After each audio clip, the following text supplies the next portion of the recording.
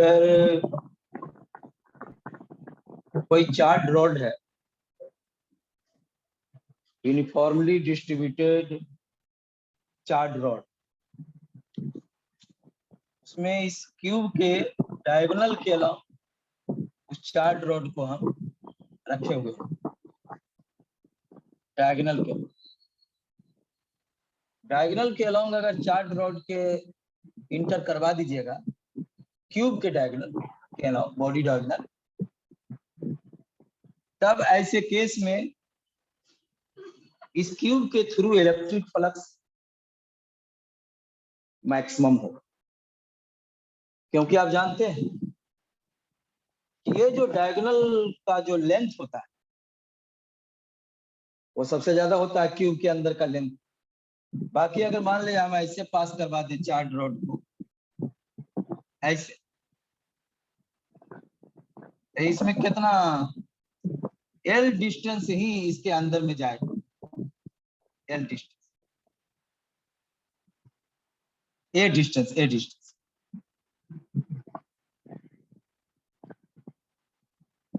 या ऐसे पास करवा दें कोई भी दो एज के पैरेलल या फेस के पैरेलल। लेकिन ऐसे केस में √3a डिस्टेंस इसके अंदर में आ जाएगा। अगर इस पर charge per unit length lambda है तो यहां से यहां तक चार्ज हो जाएगा √3a लैम्डा, तो इसके थ्रू फ्लक्स हो जाएगा जो चार्ज है अंदर में डिवाइडेड बाई एप्सिलॉन नॉट। तो अगर कोई कहे कि कोई यूनिफॉर्मली चार्ज रॉड है और उसको क्यूब से जिसका साइड लेंथ a है उससे पास करवाना है, आप कैसे पास करवाइएगा कि उस क्यूब के थ्रू इलेक्ट्रिक फ्लक्स मैक्सिमम हो? बोलिएगा कि उसको क्यूब के डायगोनल के अलोंग रख देंगे, पास करवा देंगे तो मैक्सिमम होगा। पूछेगा मिनिमम, तो कोई फेस के पैरेलल मिनिमम फ्लक्स कितना हो जाएगा? तो lambda a by epsilon not, lambda a by epsilon, maximum √3a lambda by epsilon. क्योंकि बस गॉसेस लॉ को तो यही कहना है, जो अंदर में चार्ज पड़ेगा ये चार्ज रोड है, जो चार्ज अंदर में पड़ेगा डिवाइडेड बाई एप्सिलॉन। अब अंदर में तो केवल इतना चार्ज पड़ेगा, √3a लेंथ होगा उसका क्यूब का डायगोनल। और अगर कोई स्फीयर है उसका रेडियस a है, इसमें डायमीटर के अलॉन्ग वही चार्ज रोड को रख दें, डायमीटर के वही चार्ज रोड को डायमीटर के अलॉन्ग, तब इसे स्फेरिकल सरफेस के थ्रू इलेक्ट्रिक फ्लक्स क्या होगा, तब इसके थ्रू इलेक्ट्रिक फ्लक्स क्या होगा, φ2 मान लेते हैं। तो इसमें कितना लेंथ अंदर में पड़ गया डायमीटर के अलॉन्ग, इसको हम डाले हैं 2a, 2a into lambda charge हो गया, lambda charge per unit length है, और 2a लेंथ इसके अंदर है बाई एप्सिलॉन। दोनों के फ्लक्स का रेशियो क्या होगा, √3/2। ये क्वेश्चन है नोट में, क्वेश्चन नंबर 6। एक क्वेश्चन नंबर 5 भी, वो कैपेसिटर बताने के बाद बताएंगे,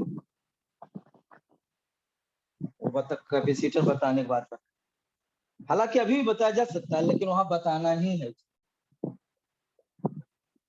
वहां बताना ही है ओपन सर्किट, उसको ओपन सर्किट कहते हैं। क्या है उसमें बात, अब जैसे मान लीजिए कि ये देखिए ये प्लेट है,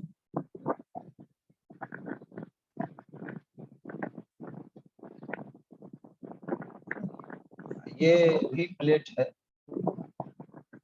ये दो पैरेलल प्लेट यहाँ है और दो पैरेलल प्लेट, दो प्लेट यहाँ है, दो प्लेट यहाँ। इस पर अगर चार्ज है, ये चार्ज है, इस पर प्लस क्यू इस पर माइनस क्यू दिए, तो ये तो गॉसेस लॉ में बता चुके हैं कि वो उसके, अगर एक प्लेट को प्लस क्यू चार्ज है दूसरे को माइनस क्यू, तो वो कहाँ अपीयर होगा, तो उसके इनर सरफेसेस। भुला गए, तब तो गया कैपेसिटर।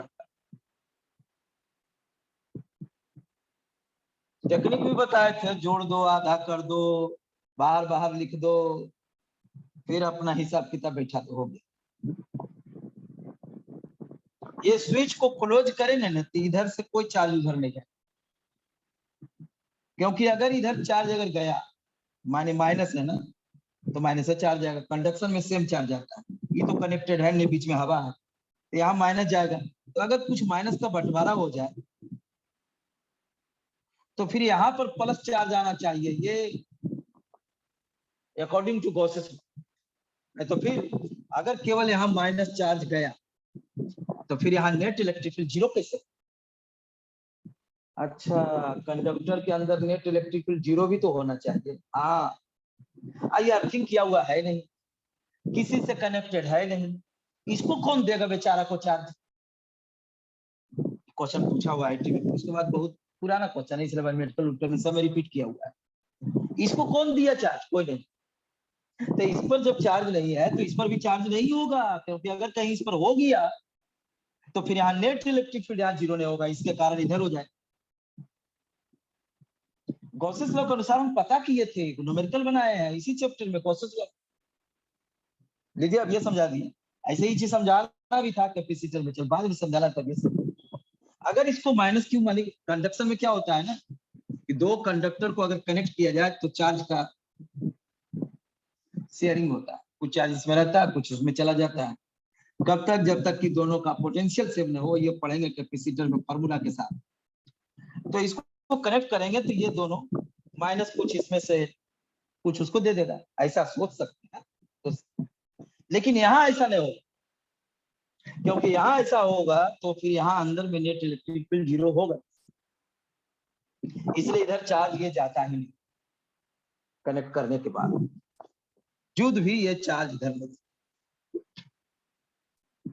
ये है क्वेश्चन नंबर 5, इसको ओपन सर्किट करते हैं। ये सर्किट ओपन है, खुला हुआ है, इसे क्लोज कर देंगे ना तब फ्लो हो जाए। तो ये सब डिटेल से हम फिर यही गॉसेस लॉ का एप्लीकेशन करते हुए कैपेसिटर पढ़ना है। देखिए कभी भी चार्ज डिस्ट्रीब्यूशन में ये जरूर सोचिए कि जो आप आंसर बता रहे हैं उसके अनुसार, उस चार्ज डिस्ट्रीब्यूशन के अनुसार कंडक्टर के अंदर नेट इलेक्ट्रिक फील्ड 0 होना चाहिए, गारंटी। अगर वो चार्ज डिस्ट्रीब्यूशन ऐसा नहीं है तो वो गलत। The net electric field inside a conductor is 0 in electrostatics.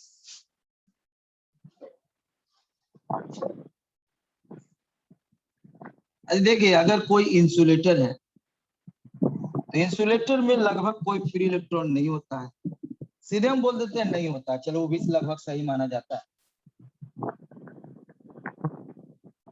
ये जो बोलते हैं कि इंसुलेटर में फ्री इलेक्ट्रॉन लगभग नहीं होता है या इफेक्टिवली नहीं होता है या सीधे नहीं होता है बोल देते हैं, ये रूम टेम्परेचर, डेली लाइफ में ये बात सही है। मतलब रिसर्च में साइंटिस्ट इसके अंदर भी large number of free electrons create कर सकता है। हाँ,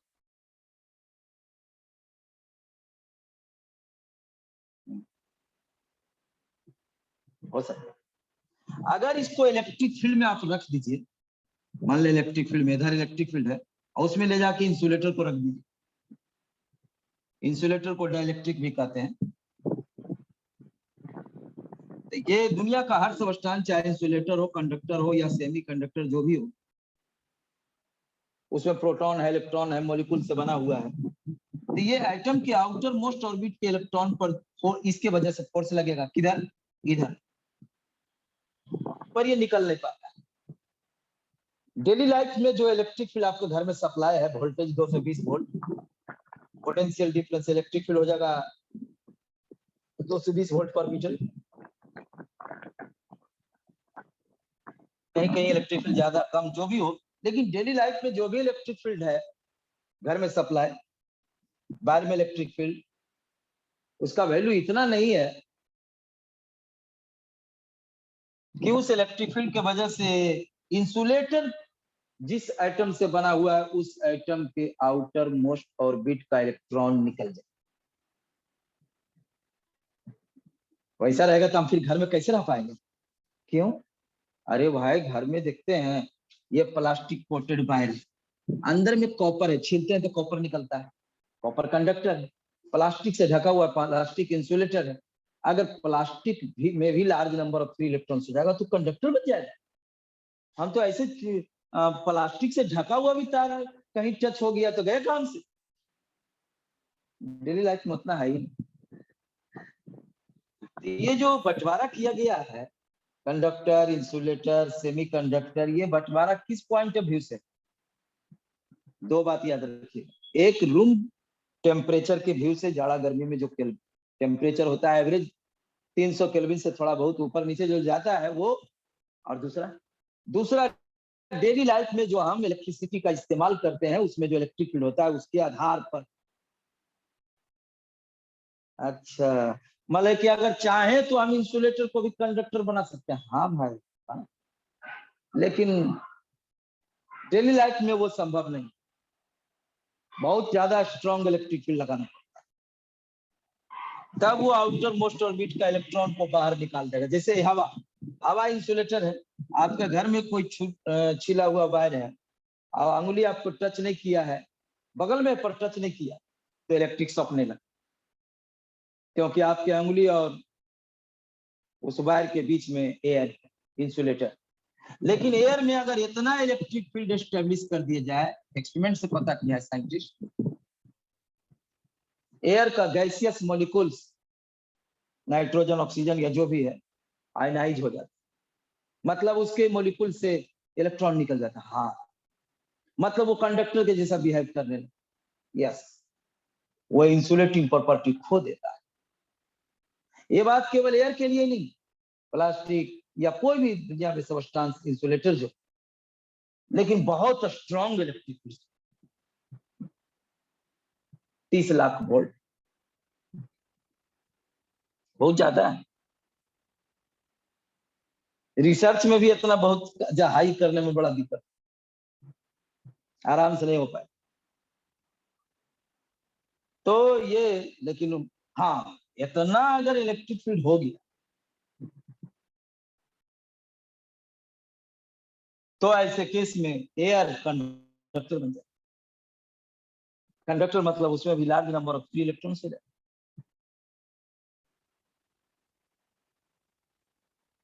तो ये इंसुलेटर मतलब डाइलेक्ट्रिक भी कहते हैं उसको। वो कंडक्टर के जैसा भी बिहेव कर सकता है। तब आप समझ गए ना कि ये जो 3 को बंटवारा है किसके आधार पर है, working temperature and working electric field. हाँ, डेली लाइफ में जो हम यूज करते हैं उसके आधार पर।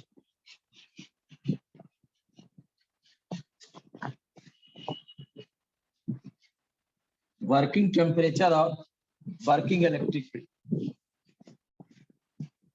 डेली लाइफ में तो उतना अप्लाई करते नहीं, उसके आधार पर किया गया है कंडक्टर, सेमीकंडक्टर एंड इंसुलेटर। हालांकि हम बात केवल कंडक्टर इंसुलेटर का भी करते रहते हैं, क्योंकि सेमीकंडक्टर का बात हम मॉडर्न फिजिक्स में करेंगे, वो अलग चैप्टर पूरा डिटेल से पढ़ना है। इंसुलेटर भी डिटेल से थोड़ा कैपेसिटर में पढ़ेंगे, डाइलेक्ट्रिक उसको बोलते हैं, डाइलेक्ट्रिक टॉपिक का नाम होगा। कंडक्टर में करंट कैसे फ्लो करता है कैपेसिटर के बाद पढ़ेंगे।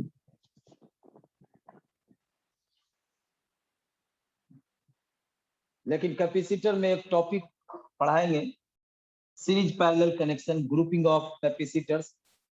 वो टॉपिक इतना इंपॉर्टेंट है कि उससे दोनों चैप्टर का प्रॉब्लम बने, माने इसके और इसके अगला चैप्टर करंट इलेक्ट्रिसिटी का, वो सीरीज और पैरेलल वाला क्वेश्चन।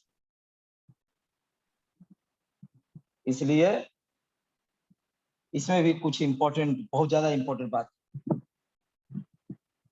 हाँ, तो अभी हम डाइलेक्ट्रिक की बात कर रहे थे कि कोई भी डाइलेक्ट्रिक को मिनिमम कितना इलेक्ट्रिक फील्ड में रखा जाए, कम से कम कितना इलेक्ट्रिक फील्ड अप्लाई किया जाए कि उसके एटम का आउटर मोस्ट ऑर्बिट एटम से अलग हो जाए, आजाद हो जाए, रहेगा मटेरियल के अंदर, इधर उधर रेंडमली घूमेगा, जैसे कंडक्टर में फ्री इलेक्ट्रॉन्स घूमता है। हाँ, तो किसी इंसुलेटर या डाइलेक्ट्रिक को मिनिमम कितना इलेक्ट्रिक फील्ड में रखा जाए कि उस इंसुलेटर के एटम का आउटर मोस्ट ऑर्बिट का इलेक्ट्रॉन, मतलब उसमें जो इलेक्ट्रॉन अरेंज होता है, वो इलेक्ट्रॉन एक बाहर निकल जाए, मतलब उसमें भी large number of free electrons हो जाए अंदर में, मतलब वो इंसुलेटिंग प्रॉपर्टी खो दे, कंडक्टर बन जाए। That minimum value of electric field is called dielectric strength. उसको क्या कहते हैं? Dielectric strength. आगे कैपेसिटर में इसका डिफिनेशन भी लिखा हुआ मिलेगा, इसलिए अभी इसका डिफिनेशन हम नहीं लिख रहे हैं, वो आगे मिलेगा जब डाइलेक्ट्रिक जिस समय, इसी चैप्टर में, इसी कैपेसिटर में।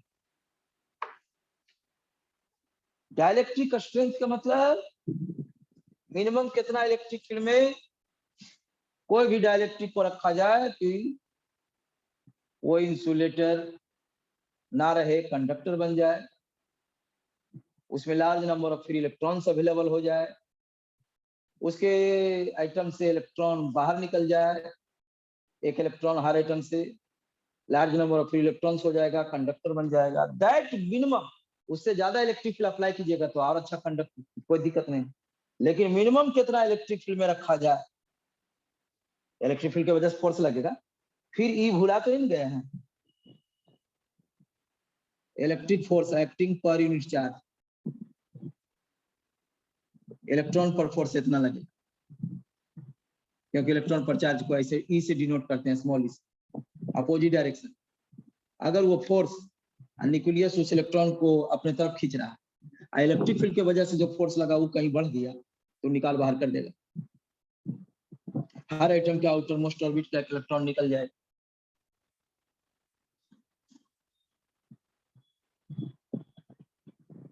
That minimum value of E is called dielectric strength. चलिए अब क्वेश्चन पूछते हैं। अभी एक के लाइन पढ़े कि आप क्वेश्चन पूछते हैं, मेरा एक के लाइन में क्वेश्चन हो जाता है, इसीलिए हमसे जब भी पढ़िए तो ध्यान से सुनते हैं। कुछ बोलेंगे नहीं, यहाँ भी नहीं बोलते हैं, लेकिन खाली पता करते रहते हैं कौन ध्यान से सुन रहा है, कौन यहाँ बैठ के समय बर्बाद कर रहा है बेकार। इसलिए हर बात बोलने के बाद कुछ क्वेश्चन पूछ लेते हैं, जिससे कि जो सुना है वो जरूर बता दें। क्वेश्चन टफ नहीं, तो बस ईयर टेस्ट, समझ रहे हैं? हाँ, तो क्वेश्चन मेरा ये है कि इस डाइलेक्ट्रिक स्ट्रेंथ का ऐसा यूनिट क्या हो, इस डाइलेक्ट्रिक स्ट्रेंथ का ऐसा यूनिट क्या हो।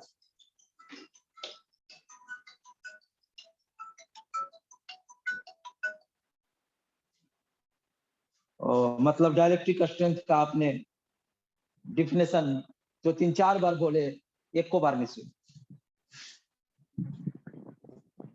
ठीक, कोई नहीं सुना। Volt per metre. इसका ऐसा यूनिट बताइए। Volt per metre. हाँ, न्यूटन पर कूलम या वोल्ट पर मीटर, क्योंकि ये है मिनिमम इलेक्ट्रिक फील्ड।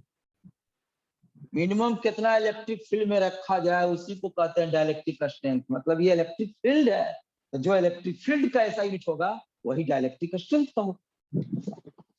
एयर का एक्सपेरिमेंट से पता चला है कि इतना होता है, इतना अगर इलेक्ट्रिक फील्ड अप्लाई कर दिया जाए एयर में, उसी को डाइलेक्ट्रिक स्ट्रेंथ कहेंगे।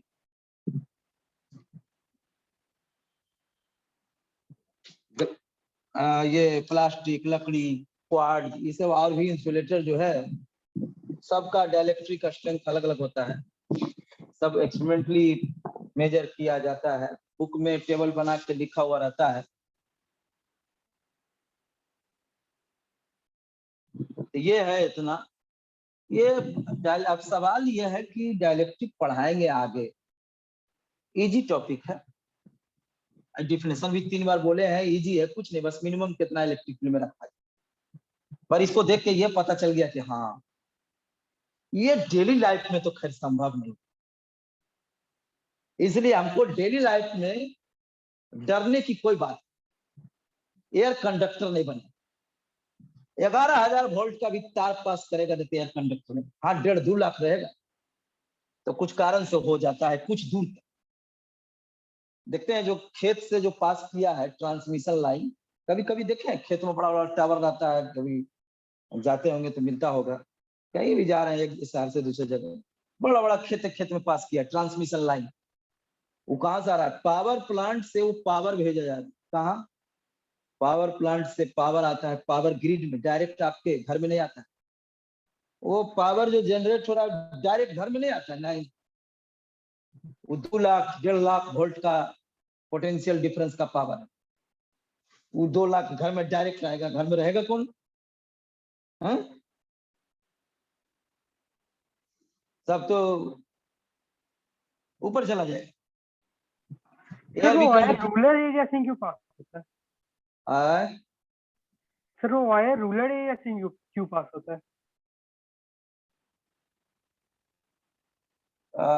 ऐसा जगह से पास होना चाहिए जहां पर आदमी का घर नहीं हो, क्योंकि घर बनाएगा तो छत के ऊपर जाएगा तो फिर दिक्कत हो जाएगा उसको, और खेत में काम कर सकता है क्योंकि इतना ऊंचा बनाया जाता है कि उसके 1-2 मीटर तक ही एयर उसके अगल बगल कंडक्टर के जैसा बिहेव करता है, इसलिए नीचे खेत का में काम करने वाले को कुछ भी परेशानी नहीं है, वो उससे कोई रेडिएशन भी इमिट नहीं होता है। ये तो खैर मोबाइल टावर तो रेडिएशन खतरनाक चीज है, लेकिन उसमें वो एसी में बताएंगे, उसमें बहुत कम फ्रीक्वेंसी का वो रेडिएशन इमिट होता है, वो तो उतना बने आदमी के लिए वो खतरनाक चीज वो नहीं है।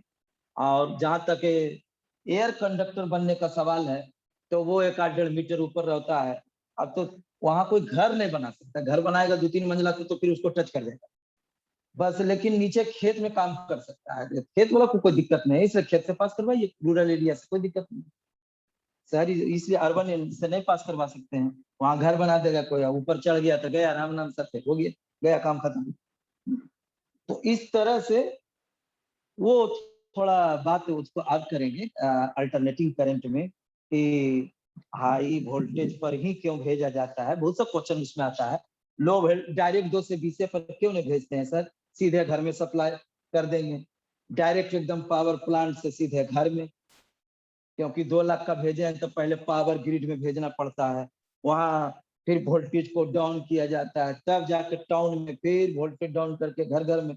ऐसा क्यों करते हैं, इसके पीछे क्या कारण है, तो वो सब हम एसी में समझ पाएंगे, अभी नहीं, आराम से समझ जाएंगे एसी पढ़ने के बाद, वो भी शुरुआत में नहीं, पढ़ने के बाद उसमें कुछ थ्योरी पढ़ेंगे तो अपने आप पता चल जाएगा कि क्या वजह है जो कि पावर प्लांट से पावर हाई वोल्टेज पर भेजा जाता है। तो उसका भी वक्त होता है, बताएंगे। लेकिन हाँ, रूरल क्या, अगर गांव से भी, गांव के बीचों बीच से पास नहीं कर सकता है, गांव वाला भी अगर 3 मंजिला मकान बना दिया तो खेत ही से पास करेगा, खेत नीचे काम करने में कोई दिक्कत नहीं, वो कोई खतरनाक चीज नहीं। ये मोबाइल का टावर हाई रेडिएशन इमिट करता है, हाई फ्रीक्वेंसी पर, ये खतरनाक। उसमें 50 हर्ट्ज होता है बस, 50 हर्ट्ज कुछ ही होगा उस। हम यहाँ पर जिस रूम में आप बैठे हुए हैं, वहां से जो लाइट इमिट हो रहा है, लाइट उसका 10 टू द पावर 14 हर्ट्ज, ये तो मेरे लिए खतरनाक है, ये नहीं है तो फिर 50 हर्ट्ज क्या खतरनाक है, कुछ नहीं। जितना ज्यादा फ्रीक्वेंसी गामा का होता है 10 टू द पावर 22 23, सबसे डेंजरस। इतना हाई फ्रीक्वेंसी की अगर बॉडी पर पड़े तो सेल को जला दे, कैंसर हो जाए। तो बस इसमें केवल है कि एयर कंडक्टर बन जाता है, इसे थोड़ा ऊंचा बनाओ भाई, खेत में आदमी आराम से काम करे, कोई दिक्कत नहीं। हाँ, वहां घर बना देगा, ऊपर चल गया तो भाई 1-2 मीटर ऊपर उसके माथा से पड़ रहा तो टच खतरा है ना, वो तब खतरा है। वो घर, वो शहर और गांव का मतलब नहीं, मतलब है बस वहां पर घर नहीं बन सकता।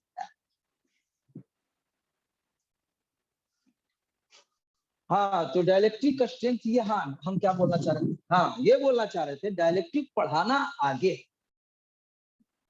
फिर थोड़ा सा ये आसान ही डिफिनेशन है, लेकिन पहले क्यों बोले हम, जब भी कुछ बात पहले बोलते हैं क्योंकि जब हम पढ़ाना जहां रहता है वहीं बोलते, उस ये स्टूडेंट के सेहत को ध्यान में रखते हुए, नहीं तो सेहत उसका गड़बड़ा जाए, समझ में नहीं आएगा, दिमाग गर्म।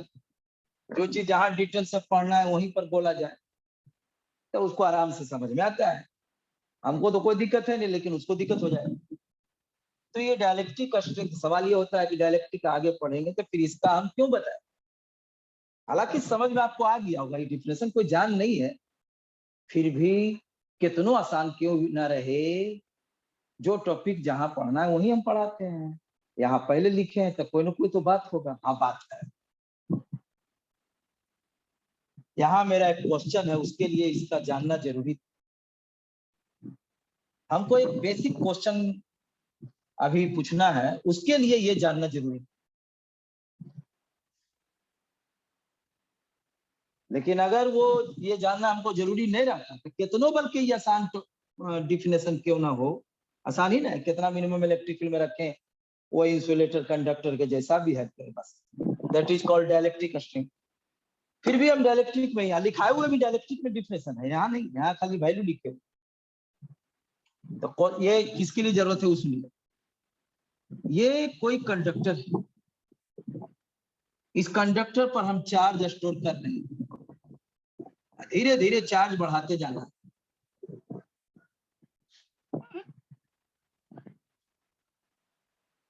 एक वैंडी ग्राफ जो है ना, साइंटिस्ट है, वो एक ऐसा डिवाइस बनाए ऐसा डिवाइस जो कि कंडक्टर पर बहुत ज्यादा चार्ज को स्टोर किया जा सकता है। मतलब अब बहुत ज्यादा चार्ज स्टोर होगा तो इसका मतलब कंडक्टर का पोटेंशियल बहुत ज्यादा हो, 20 लाख 30 लाख वोल्ट तक ही कर दिए। साइंटिस्टों एक से एक रहता था, कंफर्म रहता था कि पोटेंशियल से कुछ होने वाला नहीं। बढ़िया इंसुलेटर पर चढ़ के उसके ऊपर चढ़ जाता था तो साइंटिस्ट देखो कुछ नहीं हुआ, नीचे से कोई हमको छूना नहीं तो जल के भस्म हो जाएंगे। नीचे से मतलब समझ रहे हैं? अगर ये ऊपर रखा हुआ है किसी इंसुलेटर पर जिस पर डेवलप किए हैं, यहाँ पर कोई बैठ गया जाके किसी इंसुलेटर पर से ऊपर जा करके, यहाँ से कोई यहाँ बैठा हुआ है, नीचे यहाँ ग्राउंड पर कोई आदमी है, उसको इसको टच कर दे तब तो ये चार्ज फ्लो कर जाएगा ना, यहाँ इंसुलेटर मर ही जाएगा। लेकिन वो 2 लाख 3 लाख भी कर दे, साइंटिस्ट को पता था उससे कुछ होने वाला नहीं। वो एक्सपेरिमेंटली टेस्ट कर चुका था कि पोटेंशियल से कुछ होने वाला नहीं है। पोटेंशियल डिफरेंस जब तक नहीं होगा मेरे बॉडी से करंट पास नहीं करे। 2 लाख वोल्ट है तो मेरा हम उस पर जाएंगे, हम भी कंडक्टर है तो हमको भी 2 लाख हो जाएगा। और हमको कोई छो देगा और वो जमीन पर है, उसका 0 है तो वो अपने भी गया, हमको लेके जाएगा।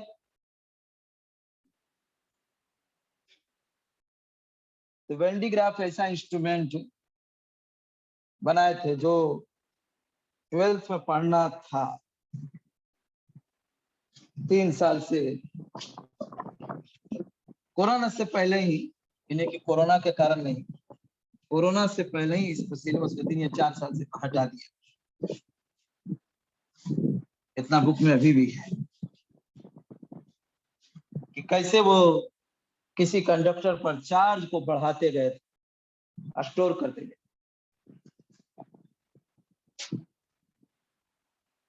उसके लिए टेक्निक वही है जो हम आपको पहला चैप्टर में बताए थे।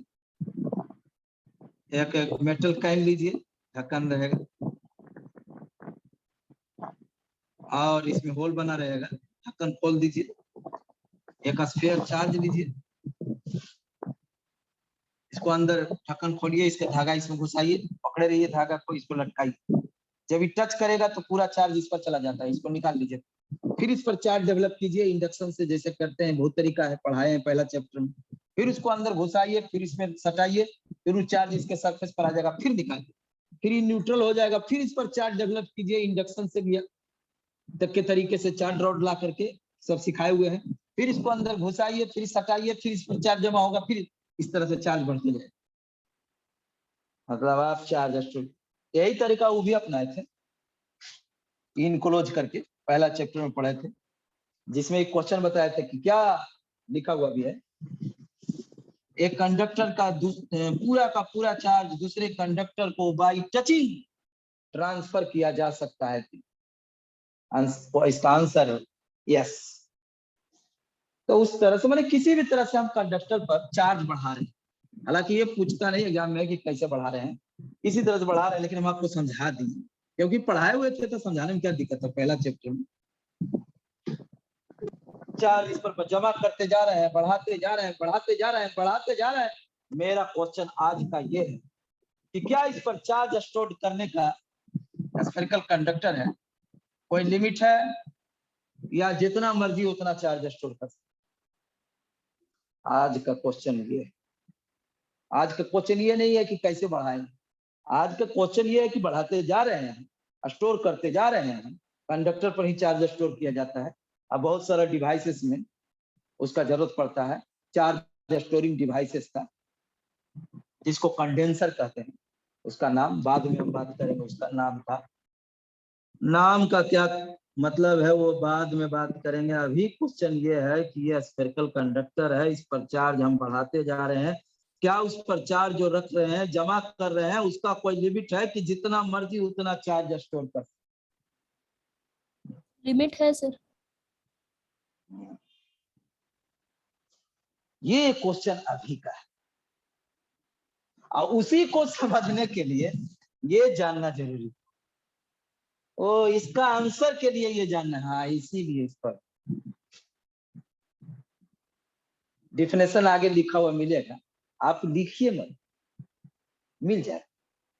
नहीं, minimum electric field in which an insulator loses its insulating property becomes conductor is called dielectric constraint. कितना कहेगा, हम अब ये लिख लें, लिख लो वो दिक्कत, लेकिन आगे नोट्स में लिखा होगा, मिल जाए।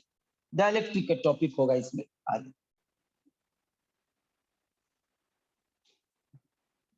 अब इसी क्वेश्चन, जो अभी क्वेश्चन पूछे उसी का जवाब के लिए इसका काम जरूर देखिए। इसके बगल में इलेक्ट्रिक फील्ड कितना होता है, नियर द सरफेस, फॉर्मूला सब गॉसेस लॉ का यूज होगा।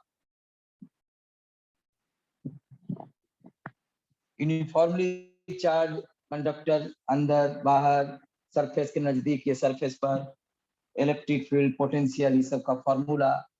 Uniformly charge thin spherical shell, line charge, plane sheet of charge, conducting plate, near a charge conductor, charge कैसे कैसे डिस्ट्रीब्यूट होता है, न्यूमेरिकल्स, वो सारा कैपेसिटर में जरूरत पड़ेगा। इसीलिए गॉसेस लॉ को एक बार दो बार पढ़ भी लिए हैं तो भी एक दो बार आप पढ़िए।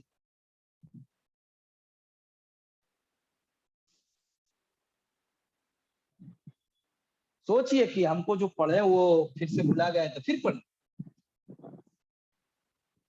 इलेक्ट्रिक फील्ड का formula near to the surface of the conductor इतना होता है। अब सुनिए, इस पर जब हम चार्ज बढ़ाते जाएंगे, यहाँ देखिए एकदम इजी चीज है, ये टॉपिक गॉसेस लॉ से इजी होगा। गॉसेस लॉ का एप्लीकेशन है, एप्लीकेशन इजी होगा उससे इजी, इससे इजी फिर करंट हो जाएगा। मेन बहुत अच्छा है, इसके पहले जो सारा टॉपिक पढ़ा है ना, वो बेसिक कंसेप्ट है जिसका बार बार यूज होते हैं, खाली एक चीज का यूज नहीं पड़ेगा।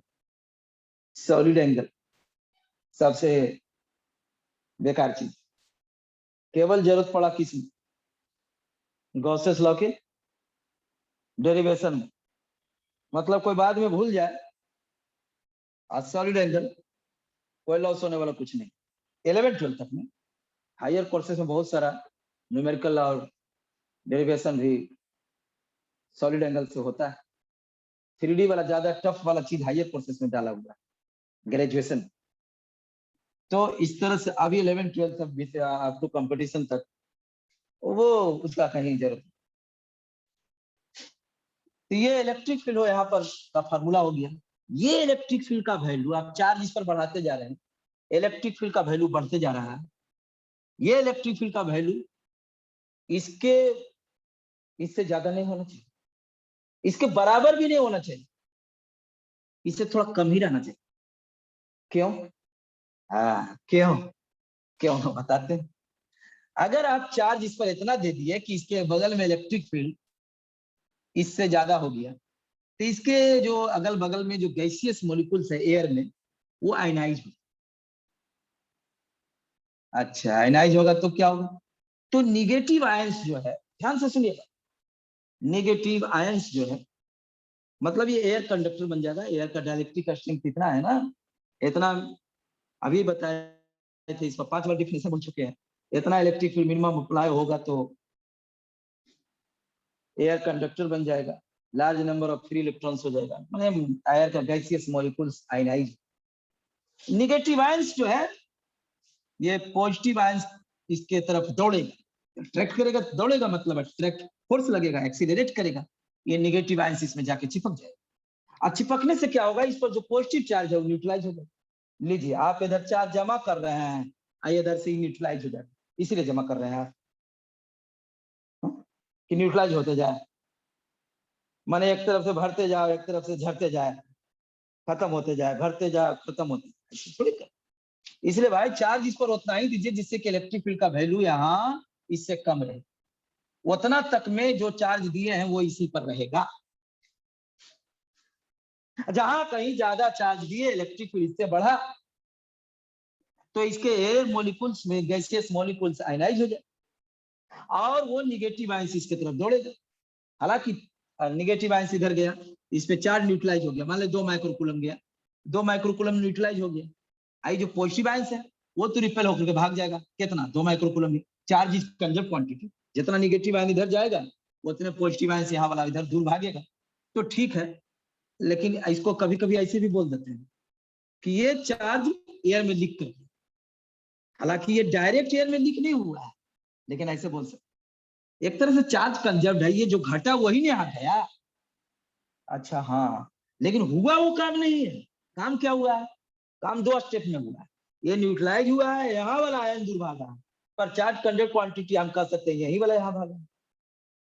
बोलने का तरीका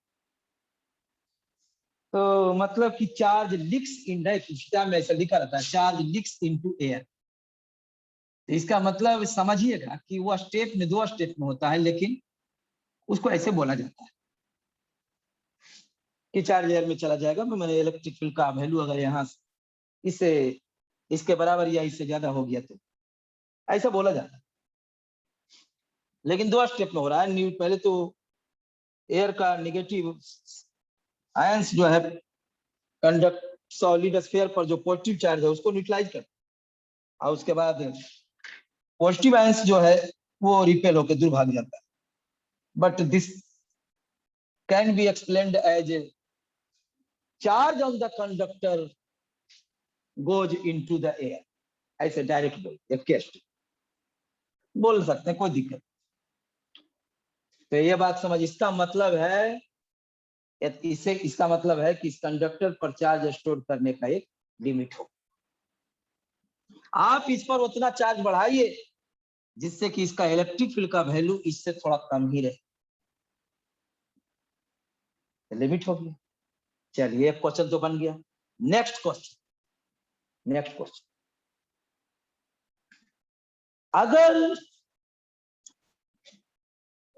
अगर हमको 1 कूलम चार्ज स्टोर करना है, स्फेरिकल कंडक्टर कितना 1 कूलम चार्ज इतना जमा करना, तो इतना अगर चार्ज स्टोर करना है तो इस कंडक्टर का मिनिमम रेडियस कितना होना चाहिए?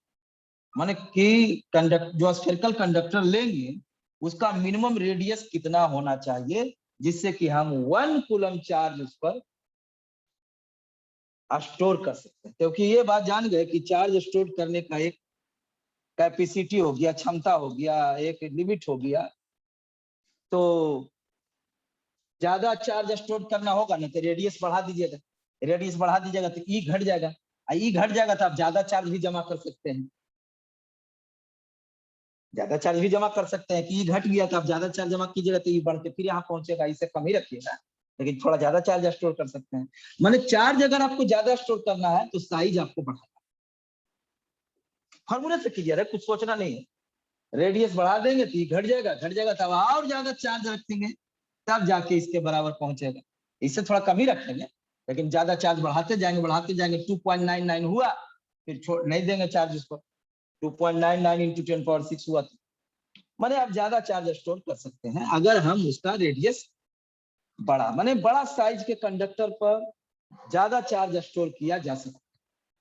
सर ये तो वही वाला बात हुआ कि झोला में या बोरा में जो हम कोई अनाज रखते हैं, चावल, उसी के जैसा बात हो गया हम के यहाँ। अगर कोई आप कंटेनर है, इसमें चावल रख रहे हैं घर में, अगर ये भर गया तो इसका एक लिमिट होता है। ज्यादा चावल इसमें डालते जाइएगा, इधर आप ध्यान देख कर कैसे डालते जाइए, उधर देखियो मत, वो गिर जाएगा, भरने के बाद गिर जाए। उसी बात तरह कंडक्टर में, इसमें भी चार्ज का एक लिमिट होता है, उसके बाद एयर में लिख कर। लेकिन अगर कंटेनर का साइज बढ़ा दीजिए तो ज्यादा चावल स्टोर कर सकते हैं। उसी तरह से इसमें अगर कंडक्टर का साइज बढ़ा दीजिए तो ज्यादा चार्ज स्टोर कर सकते। तो ये कैपेसिटी वाला बात यहाँ आ गया कि इसका कैपेसिटी है 10 किलोग्राम 20 किलोग्राम, बोलते हैं ना इतना चावल रख सकते। तो कंडक्टर का भी कैपेसिटी हो जाएगा कि कितना चार्ज उस पर अधिक से अधिक स्टोर कर सकते। देखिए हम कितना तोड़ के बता रहे हैं कैपेसिटी का नाम। अभी कैपेसिटेंस कैपेसिटर पहुंचते पहुंचते कितना बेसिक चीज बता देंगे पहले, उसके बाद अब जब हम कैपेसिटर का डिफिनेशन बोलेंगे वहीं से शुरू होता है बुक में डिफिनेशन। इवन एनसीईआरटी में भी तो ये है वहीं, और हम आपको कहानी के जैसा पहले वहां तक ले जाएंगे। जो सीधे डायरेक्ट बुक में वहीं से स्टार्ट करता है वहां कहानी तक, जिससे सुनने में दिलचस्पी मैंने इंटरेस्ट आया और क्वेश्चन भी बने, क्वेश्चन ऐसा पूछता भी ऑब्जेक्टिव। तो देखिए ई का वैल्यू हर हाल में 3 × 10⁶ वोल्ट पर मीटर से कम होना चाहिए। कितना कहेगा यहाँ, इक्वल का साइन भी आप लिख दिए हैं। इक्वल का साइन, फिजिक्स में बार बार ऐसा करते हैं। कितना को याद हो गया होगा, कितना भूल गया होगा। फिर यहाँ इक्वल का साइन लिखने का मतलब क्या होता है वो नहीं याद, बहुत बार यूज कर चुके हैं 11th में भी, पर याद नहीं, कोई बात नहीं। यहाँ इक्वल का साइन का मतलब होता है,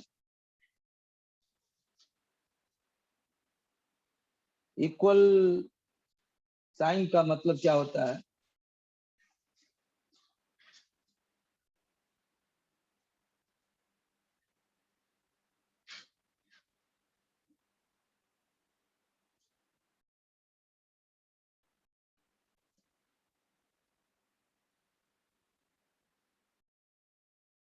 बताइए, कोई किसी को नहीं याद है? फिजिक्स में अगर इक्वल जो लिख देते हैं उसका मतलब क्या होता है? थोड़ा very slightly smaller than, very slightly smaller than 3 × 10⁶ volt per metre. Very slightly smaller than 3 × 10⁶ volt per. मतलब छोटा का मतलब जितना छोटा समझिए, कोई दिक्कत नहीं है, पर बराबर का मतलब यहाँ बराबर नहीं, स्लाइटली स्मॉलर, पर उसको लिख नहीं सकते हैं ना वैसे, इसलिए ये कन्वेंशन चलता है। कोई भी चीज स्लाइटली ग्रेटर भी करना हो तो बराबरी करके चलाते हैं काम। अच्छा, ये माने यहाँ स्मॉलर का मतलब तो ठीक है, कोई बात नहीं है, लेकिन इक्वल टू का मतलब भी slightly, very slightly smaller than 3 × 10⁻, हाँ ये समझ।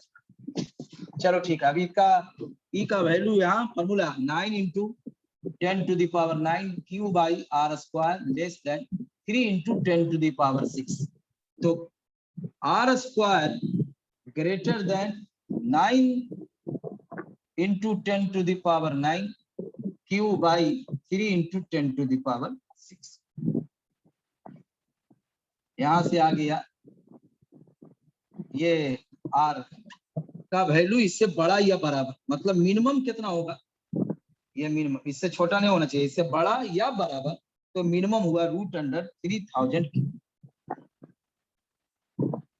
अब जितना न्यूमेरिकल बनाना है बना सकते हैं। मान लीजिए अगर Q 1 कूलम है, 1 कूलम चार्ज स्टोर करना है, तो आपको स्फेरिकल कंडक्टर जो लेना होगा उसका मिनिमम रेडियस कितना होना चाहिए, अब न्यूमेरिकल बना सकते हैं।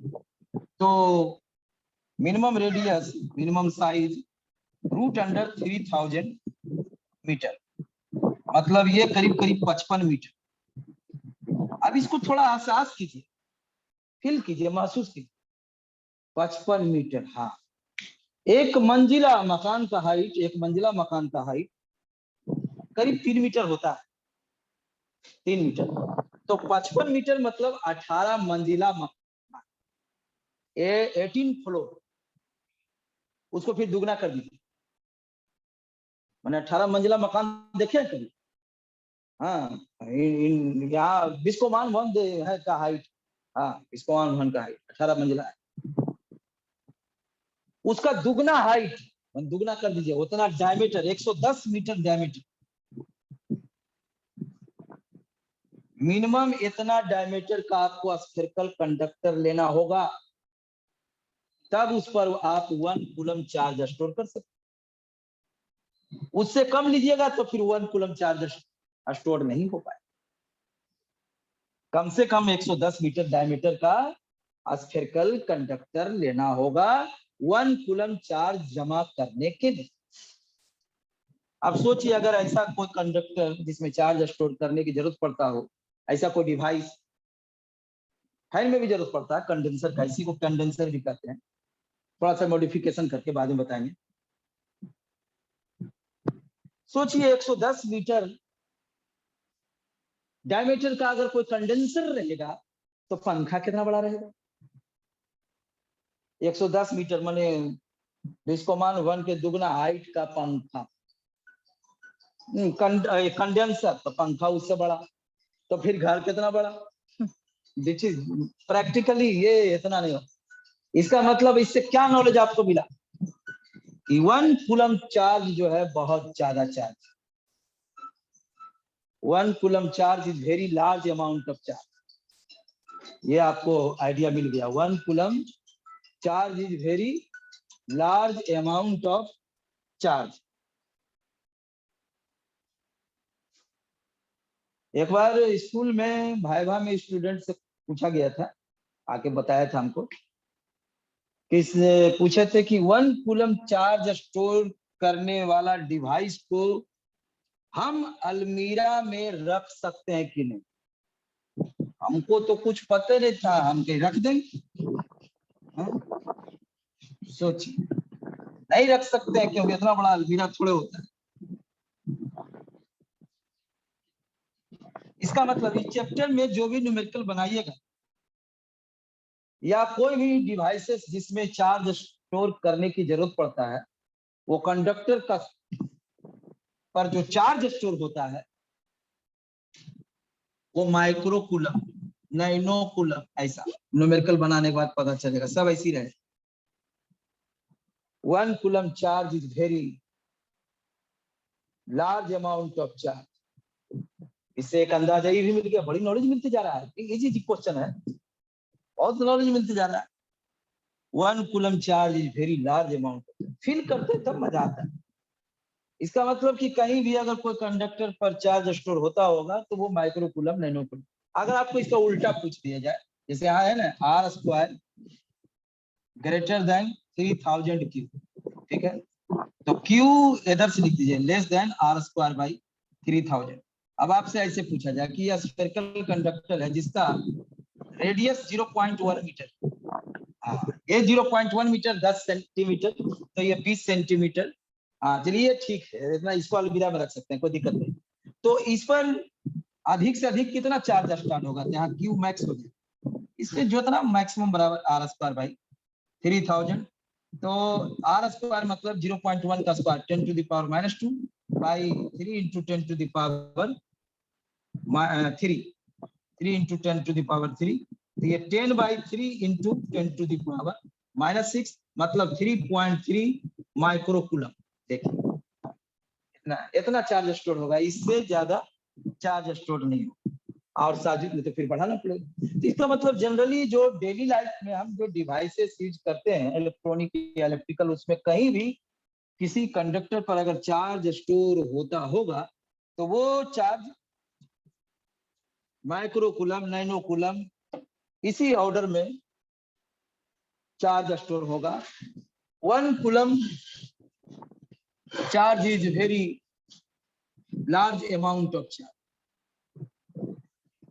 अब नेक्स्ट क्वेश्चन क्या है उसमें, इससे तो आप दोनों बना सकते हैं, अगर रेडियस दिया रहे तो मैक्सिमम चार्ज निकाल सकते हैं कि कितना उस पर स्टोर किया जा सकता है, अगर चार्ज दिया रहे तो मिनिमम रेडियस निकाल सकते हैं कि कम से कम कितना मिनिमम रेडियस का हम स्फेरिकल कंडक्टर लेंगे चार्ज को, उतना चार्ज को स्टोर करने। तो ये न्यूमेरिकल इससे दो तरह का बनेगा, रेडियस दिया रहे तो चार्ज निकाल सकते हैं, चार्ज दिया रहे तो रेडियस निकाल सकते हैं, है ना।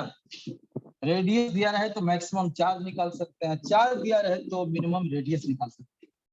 और ये भी समझ में आ गया कि 1 coulomb charge very large amount of charge.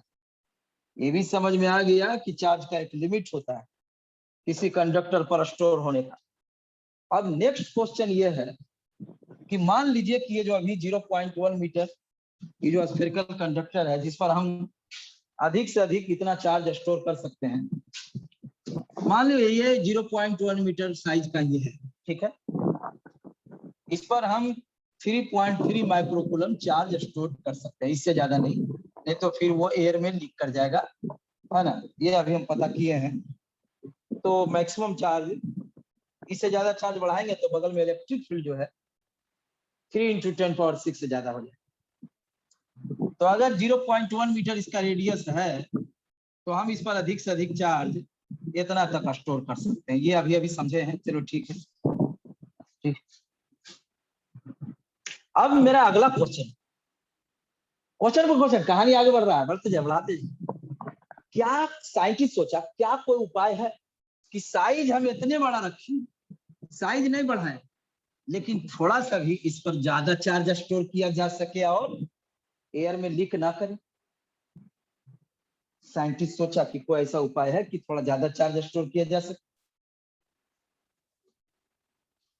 माने साइज को बिना बढ़ाए हुए जो चार्ज स्टोर करने का कैपेसिटी है इसका, इसके कैपेसिटी को बढ़ाया जा सके कि थोड़ा और चार्ज दे लेकिन एयर में लीक ना करे। तो उसको पता चला कि हाँ उपाय है। तो वो क्या उपाय है भाई? तो बस इसके बगल में आप एक कंडक्टर लाते हैं, कंडक्टर, इसको ला के रखने से इस पर आप चार्ज स्टोर कर रहे हैं उस पर आप थोड़ा ज्यादा चार्ज, इससे थोड़ा ज्यादा भी चार्ज स्टोर कीजिएगा, मान ले आप 4 माइक्रोकूलम तक कर सकते हैं, लीक नहीं करेगी, मैंने थोड़ा ज्यादा चार्ज स्टोर कर सकते। आखिर इसके बगल में कंडक्टर लाने से ऐसा क्या हुआ कि इस पर चार्ज स्टोर होने करने की कैपेसिटी बढ़ गया? क्या हुआ?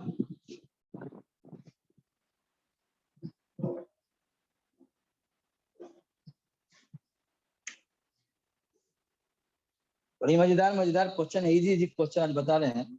क्या हुआ होगा जिससे कि इसका जो चार्ज स्टोर करने की जो कैपेसिटी था, अब इस पर थोड़ा ज्यादा चार्ज भी अब हम रख सकते हैं, है ना? ज्यादा चार्ज भी, मान ले इसका पोटेंशियल V1 है, अब इसका पोटेंशियल मान ले V2 हो गया। पोटेंशियल इसको लाने की वजह से इसका पोटेंशियल घट जाता है, हाँ। पोटेंशियल घटेगा तो इलेक्ट्रिक फील्ड घट जाएगा। क्यों? देखो पोटेंशियल KQ/R और E बराबर KQ/R स्क्वायर। ये इसको R को इधर कर दीजिए, ER बराबर KQ/R और ER बराबर V। इसका मतलब कि पोटेंशियल घटेगा तो E भी घटेगा अगर R फिक्स है। घट कैसे गया लेकिन सर? घट कैसे गया? घट कैसे? इसको लाने की वजह से इसका पोटेंशियल घट गया, जिस पर चार्ज हम जमा कर रहे थे उनके यहाँ, इसको खाली बगल में वो दूसरा कंडक्टर लाने से। यस, कैसे? देखो इंडक्शन होगा, नजदीक वाला सरफेस पर अपोजिट नेचर का चार्ज, दूर वाला सरफेस पर सेम नेचर का charge, this is called induction. Induction में क्या होता है कि neutral object remains neutral, neutral रहेगा लेकिन बस चार्ज का रीडिस्ट्रीब्यूशन, ये याद है ना? अब देखिए, मान ले इसका 20 वोल्ट था, समझाने के लिए मान लेते हैं इसका 20 वोल्ट। अब इस पॉइंट का पोटेंशियल इस चार्ज के कारण 20 वोल्ट था, ठीक है? अब यहाँ पर 2 और चार्ज हो गया, इसके कारण यहाँ मान लीजिए कुछ -8 वोल्ट निगेटिव चार्ज है, तो निगेटिव पोटेंशियल -KQ/R। इसके कारण यहाँ इसकी पॉजिटिव चार्ज के कारण इसका पोटेंशियल, इस चार्ज के कारण मान ली 20 रह गया, इसके कारण यहाँ -8 हो गया, इसके कारण यहाँ +6।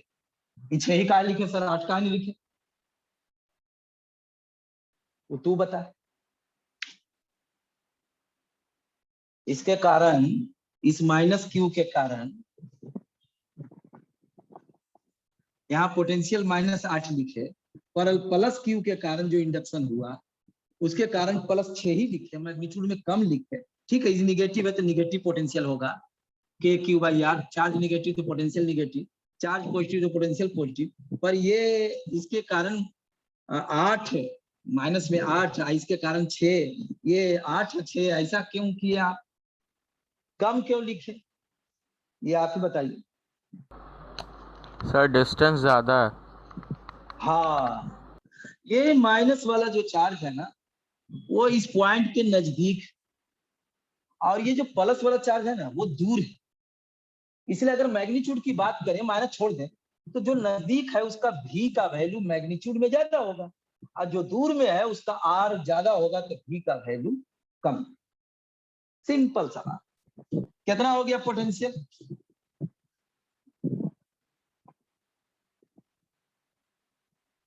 18 वोल्ट। हाँ ठीक, मतलब V2 V1 से क्या हुआ? V2 V1 से सर कम हो गया। हाँ, तो कम हो गया, इसका पोटेंशियल कम हो गया, तो इसके बगल में इलेक्ट्रिक फील्ड भी कम हो जाएगा।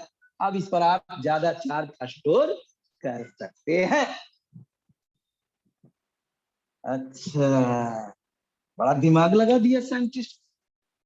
बगल में केवल एक कंडक्टर लाने से उसको ला के खाली वहां रख दिए, तो जिस पर हम चार्ज स्टोर कर रहे हैं उसका कैपेसिटी बढ़। फिर साइंटिस्ट सोचा क्या कोई और उपाय है कि इस पर और ज्यादा चार्ज स्टोर करें और इस लीक ना हो। दिमाग लगाया, फिर पता चला हाँ और उपाय है कि अब और ज्यादा चार्ज स्टोर करेंगे, स्टोर कर सकते हैं इस पर बिना लीक के और ज्यादा चार्ज हम स्टोर कर सकते। उपाय है, क्या उपाय है? अगर ये जो बगल में कंडक्टर लाए हैं उसको अगर अर्थिंग कर देता है, इसको अगर अर्थिंग कर दे तो ऐसा हो सकता है कि इस पर कैपेसिटेंस और बढ़ जाए, चार्ज स्टोर करने का कैपेसिटी और बढ़ जाए।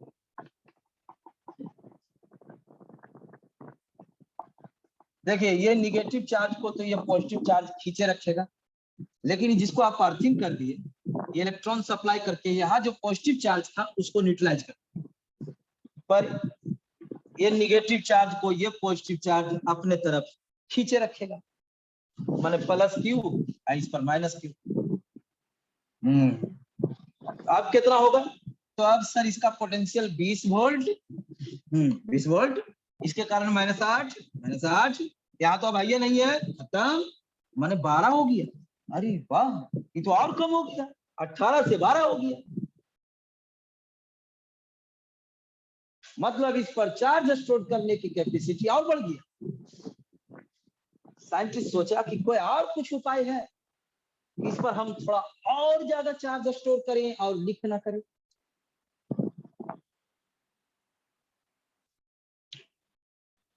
माने साइज उतना ही और ज्यादा चार्ज स्टोर किया जा सके। क्या कोई और उपाय? एक उपाय और, लेकिन उस उपाय को हम अभी समझाएंगे नहीं, केवल नाम बताएंगे, इसी चैप्टर में समझाएंगे आगे। उस उपाय का नाम है दोनों के बीच में एक इंसुलेटर रख दीजिए, डाइलेक्ट्रिक उसी कहते, और वो डिटेल से पढ़ेंगे एकदम एक क्लास कंप्लीट। या आखिर डाइलेक्ट्रिक यहाँ रख देने की वजह से कोई इंसुलेटर दोनों के बीच में डालने से इस पर अब और ज्यादा चार्ज स्टोर कर सकते हैं, इसका पोटेंशियल और घट जाता है। ये लेकिन एक्सप्लेन करेंगे डाइलेक्ट्रिक जब पढ़ाएंगे तब।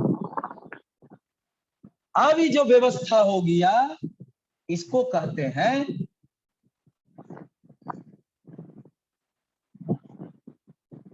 इसी का नाम रखा गया। अच्छा, मतलब कंडेंसर या कैपेसिटर कंडक्टरे है, हाँ, लेकिन इसमें दो कंडक्टर लेना होगा at a small separation, separated by a dielectric. Practical life में तो दोनों कंडक्टर के बीच में डाइलेक्ट्रिक होता ही है, लेकिन बुक में ऐसा भी न्यूमेरिकल मिलता है जिसमें दोनों कंडक्टर के बीच में डाइलेक्ट्रिक नहीं भी रहे, एयर रहेगा, एयर फील्ड उसको बोलेंगे, air field parallel, air field capacitor, air field. तो कैपेसिटर क्या है भाई? It is an arrangement combination of two conductors kept at a small separation। दो कंडक्टर को स्मॉल सेपरेशन पर रखिए, इस पर चार्ज स्टोर करते हैं, उसको कहते हैं कलेक्टिंग प्लेट। कलेक्टिंग प्लेट, इस पर चार्ज कलेक्ट किया जा रहा है और जिसकी वजह से इसमें क्षमता बढ़ गया है उसको कहते हैं कंडेंसिंग प्लेट। सर ये प्लेट का ही तो स्फेरिकल है। हाँ, इसमें कन्वेंशन है कि चाहे कंडक्टर, जो दो कंडक्टर है, दो conductor kept at a small separation, कोई भी दो कंडक्टर किसी भी से kept at a small separation is called a capacity.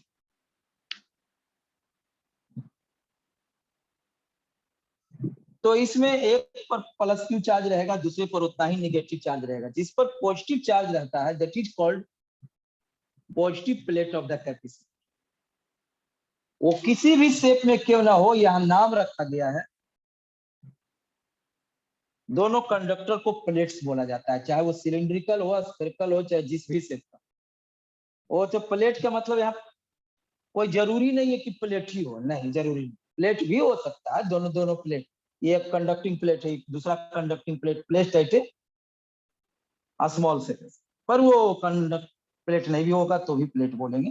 कहने का मतलब कि द कंडक्टर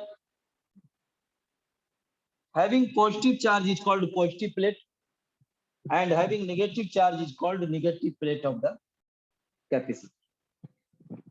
इस व्यवस्था को कैपेसिटर, मतलब कैपेसिटर में दो कंडक्टर हो या kept at a small separation. Yes, यहीं से डिफिनेशन आपको बुक में लिखा हुआ मिलता है। Capacitor it is a combination of two conductors kept at a small separation, और ज्यादा लिखना चाहते हैं तो सेपरेटेड बाय ए डाइलेक्ट्रिक। लेकिन प्रैक्टिकली तो डाइलेक्ट्रिक जरूरी है, उसमें दो फायदा होता है। एक तो कैपेसिटेंस बढ़ जाता है, क्यों डाइलेक्ट्रिक डालेंगे, फायदा है। और दूसरी बात यह है कि देखिए इस पर पॉजिटिव चार्ज रहेगा और इस पर निगेटिव रहेगा तो क्या होगा, ये दोनों अट्रैक्ट करेगा, तो क्या होगा, दोनों एक दूसरे में जाके, जैसे हम करंट पास करवाएंगे इस पर पॉजिटिव निगेटिव कहीं गया, चार्ज देने का सोर्स तो वही है बैटरी, या अभी तो हम फिलहाल बैटरी वाला पढ़ेंगे बात। इसको बैटरी को पॉजिटिव टर्मिनल से, इसको निगेटिव टर्मिनल से जोड़ देंगे, इस पर पॉजिटिव चार्ज इसको मिलेगा, इसको निगेटिव चार्ज मिलेगा। और जैसी चार्ज मिलेगा ये दोनों अट्रैक्ट करेगा, अट्रैक्ट करके दोनों सट जाएगा, और सट करके न्यूट्रलाइज हो जाएगा, न्यूट्रलाइज होकर बात खत्म हो जाएगा, लोग कैपेसिटर रहा ही नहीं। इसलिए दो फायदा है डाइलेक्ट्रिक डालने का, एक तो कैपेसिटेंस बढ़ता है, कैसे वो आगे समझाएंगे, लेकिन दूसरा बात तो समझ में आ गया होगा, ये दोनों को सेपरेट किए हुए रहता है, सटने से रोकता है। पर बुक में न्यूमेरिकल अधिकतर ऐसा मिलेगा आपको जिसमें कि अधिकतर में आधा आधा दोनों मिलेगा। ऐसा भी न्यूमेरिकल्स मिलेगा जिसमें कि दोनों प्लेट्स के बीच में कोई इंसुलेटर ना हो। थ्योरेटिकली अगर बात करें तो इंसुलेटर बोलने की जरूरत नहीं, मतलब एक combination of two conductors kept at a small separation is called a capacitor. ऐसे कितना बुक में ऐसे भी लिख सकता है, या आप ऐसे भी लिख सकते हैं, insulator kept at a small separation separated bye insulator भी लिख सकते। लेकिन न्यूमेरिकल में बिना इंसुलेटर वाला भी न्यूमेरिकल मिलेगा जिसमें दोनों प्लेट के बीच कोई इंसुलेटर डाला हुआ नहीं रहेगा। पहले हम उसी तरह का पढ़ेंगे बात, जब डाइलेक्ट्रिक पढ़ा देंगे और ये समझा देंगे कि डाइलेक्ट्रिक डालने से कैपेसिटेंस कितना बढ़ जाता है, तब फिर डाइलेक्ट्रिक वाला क्वेश्चन हम बनाएंगे। पहले आप एयर वाला ही बताइए। हाँ, तो हमने आज सीखा कि एक कंडक्टर का भी कैपेसिटी है, ऐसा बात नहीं, लेकिन दूसरा कंडक्टर ला के उसको अर्थ कर देते हैं दूसरा वाला को, जिसको कंडेंसिंग प्लेट कहते हैं, कंडेंसिंग प्लेट, और जिस पर जमा करते हैं उसको कलेक्टिंग प्लेट। तब इस व्यवस्था को कैपेसिटर कहते हैं। But conductor is also charge storing device, उसमें भी तो कंडक्टर है, वो तो कैपेसिटी बढ़ाने के लिए वैसा किया गया है। तो कंडक्टर, पहले तो क्या समझाया था, कंडक्टर पर चार्ज स्टोर करने का एक लिमिट होता है, कैपेसिटी है, कैपेसिटी। तो इसमें एक डिफिनेशन है कैपेसिटेंस, जिससे वो पता चलेगा कि जिसका कैपेसिटेंस ज्यादा होगा मतलब उस पर चार्ज ज्यादा स्टोर किया जा सकता है। तो पहले हम एक आइसोलेटेड कंडक्टर की बात करते हैं, capacitance of an isolated conductor. Isolated मतलब अकेला है, उसके अगल बगल में कोई दूसरा कंडक्टर नहीं है, माने इंडक्शन हो ऐसा कोई दूसरा अगल बगल में नहीं। किसी भी शेप का कंडक्टर हो, चार्ज देते हैं तो कहाँ अपीयर होता है, सरफेस पर। कहाँ पढ़े हैं, Gauss's law, application number 1। Proof पढ़े हैं कि नहीं? हाँ, कैसे प्रूफ हुआ था, गॉसेस लॉ। तो ये कंडक्टर को हम क्यू चार्ज दिए, इसका मान ले भी पोटेंशियल हो गया। इसका अगर यहाँ पोटेंशियल भी मानेंगे तो हर पॉइंट का भी रहेगा, क्योंकि कंडक्टर के हर 2 पॉइंट का पोटेंशियल सेम होता है। अरे कितना बार तो ऐसे पूछता है ना, देखिए ऐसा ऐसा इजी क्वेश्चन है। इसका पोटेंशियल 10 वोल्ट है, कंडक्टर स्फेरिकल है, इसके सेंटर पर पोटेंशियल कितना होगा, कितना, 0 बोल दे। 10 वोल्ट, हर जगह 10 वोल्ट, कंडक्टर का हर 2 पॉइंट का पोटेंशियल। कभी कभी ऐसा रहता है कि अगर ये चार्ज है, ये चार्ज है, ये स्फीयर है जिसका रेडियस 10 सेंटीमीटर, पॉइंट चार्ज उसके सेंटर पर, इससे फ्लक्स क्या होगा, क्यू बाई एप्सिलॉन नॉट। और अगर एक दूसरा स्फीयर है, उसका रेडियस 20 सेंटीमीटर, तो इसके थ्रू फ्लक्स क्या होगा, तो वही क्यू बाई एप्सिलॉन नॉट। पूछो रहे अंदर में क्यू बाई एप्सिलॉन। ये सब इजी इजी क्वेश्चन बोर्ड में खूब पूछता है, तो ऐसा क्वेश्चन एनसीईआरटी में भी है।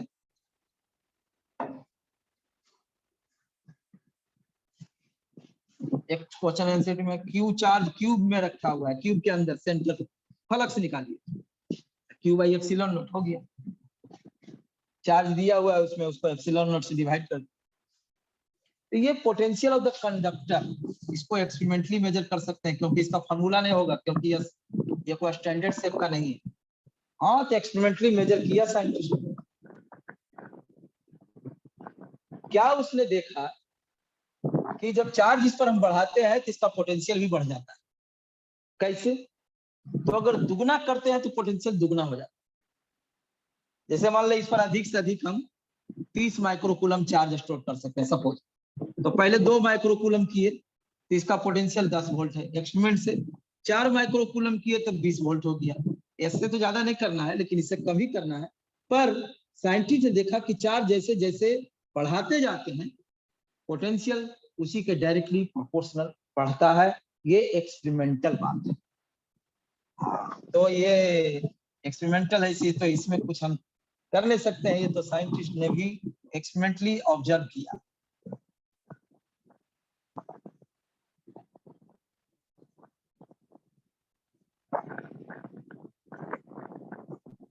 प्रोपोर्शनलिटी हटाते हैं तो यहाँ C से डिनोट करते हैं। The constant C is called capacitance, capacitance of the isolated conductor. इसी को capacitance of the isolated conductor.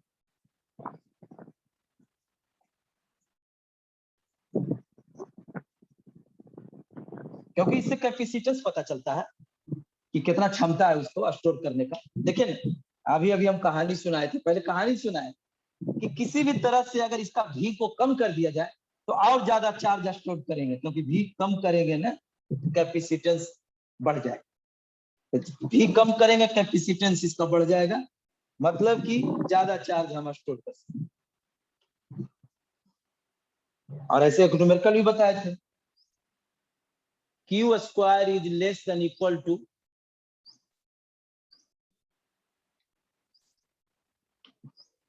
Q is less than equal to R square by 3000। ठीक है ना? तो उससे भी बताया था, या R greater than equal to root under 3000 cube. उसमें ये समझाए थे, अभी तुरंत बताए थे कि जितना बड़ा ज्यादा रेडियस लीजिएगा, न्यूमेरिकल बनाते जाइए घर में, एगो बता दिया था आप बनाइए, कभी 10 सेंटीमीटर लीजिए, फिर 20 सेंटीमीटर लीजिए, फिर 40 सेंटीमीटर, फिर 1 मीटर। देखिए कि जितना बड़ा आप रेडियस ज्यादा लीजिएगा, उस पर चार्ज स्टोर करने का जो मैक्सिमम कैपेसिटी है वो बढ़ेगा। और आप देखिए कि कैपेसिटेंस भी बढ़ जाएगा। कैसे?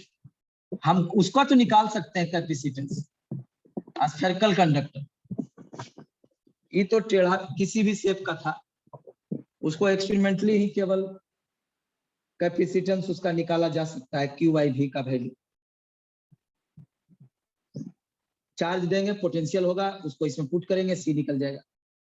फिर चार्ज बढ़ाएंगे ना तो सी बढ़ेगा नहीं, क्यों?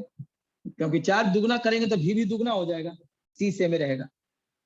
एक्सपेरिमेंटली पाया गया क्यू डायरेक्टली प्रोपोर्शनल टू भी, चार्ज दुगना तो भी दुगना। पर उसका कैपेसिटेंस का फॉर्मूला आप बता नहीं सकते हैं, क्यू बाई भी बता सकते हैं, लेकिन वो साइज पर नहीं बता सकते हैं। देखिए इसमें निकल जाएगा, किसमें? स्फेरिकल, क्योंकि स्फेरिकल के केस में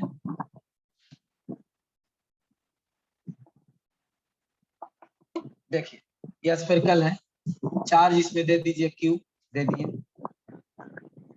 इसका पोटेंशियल क्या होगा बताइए?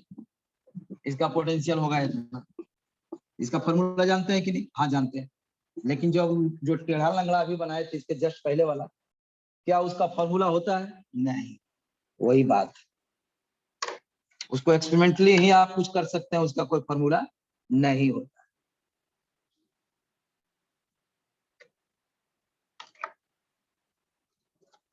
इसमें भी का फॉर्मूला हुआ है कि अगर क्यू चार्ज देंगे, आर रेडियस अगर है, इस स्फेरिकल कंडक्टर का पोटेंशियल होगा 1/4 pi epsilon naught Q by R, तो इसका कैपेसिटेंस देखिए निकल जाएगा, सी बराबर Q by V capacitance.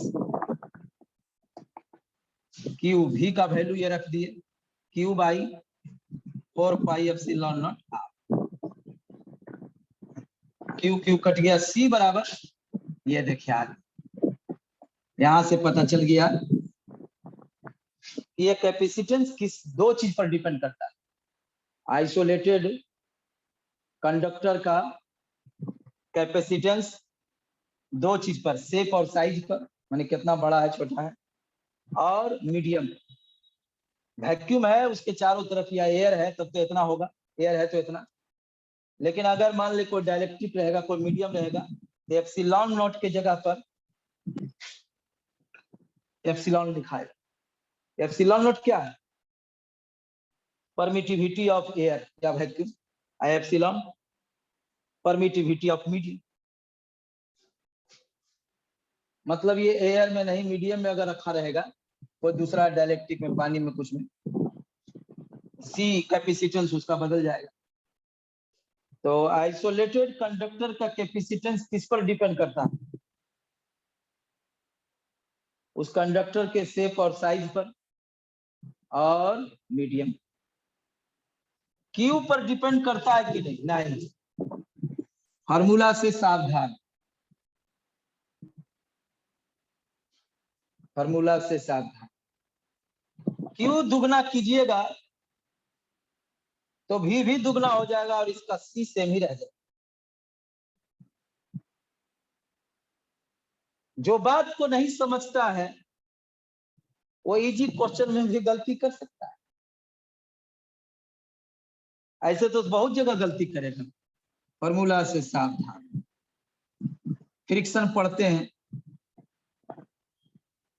Mu s normal reaction दुगना करेंगे तो म्यूएस आधा हो जाएगा, गलत। नॉर्मल रिएक्शन दुगना करने पर लिमिटिंग फ्रिक्शन भी दुगना हो जाता है, म्यूएस सेम रहता है। म्यूएस कॉन्ट्रैक्ट सरफेस के नेचर पर डिपेंड करता है, थोड़ा सा स्मूथ कर देंगे तो कम हो जाए, रफ कर देंगे तो बढ़ा देंगे तो रफनेस तो बढ़ जाए, लेकिन एन पर डिपेंड नहीं कर।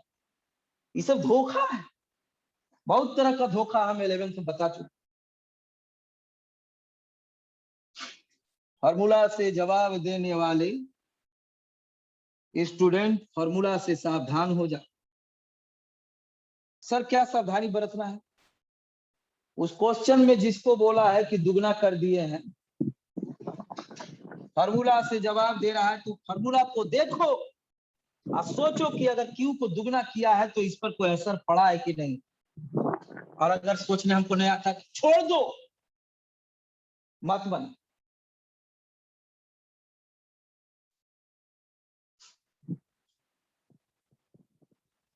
नहीं याद किया है तो फिर क्या करेगा तुम?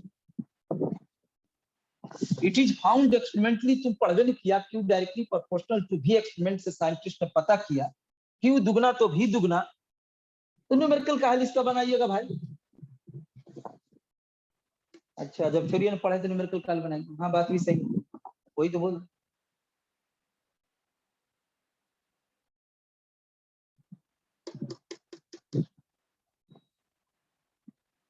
बहुत जगह धोखा है,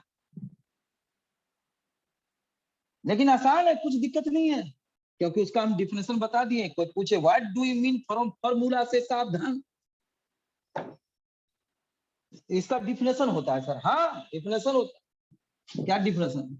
उस फॉर्मूला में अगर 4 चीज है, 5 चीज है, जितना भी चीज है, उसमें अगर किसी को भी चेंज किया गया है तो उसमें बाकी पर कोई असर पड़ा है कि नहीं, इसको जो सोच समझ के जवाब देता है, हम कहते हैं कि वो स्टूडेंट फॉर्मूला से सावधान।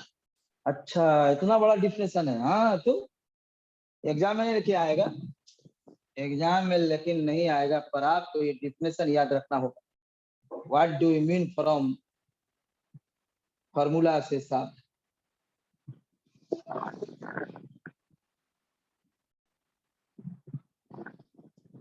पूरे फिजिक्स की बात है ये इस चैप्टर की खाली बात नहीं, हर जगह धोखा हो जाए।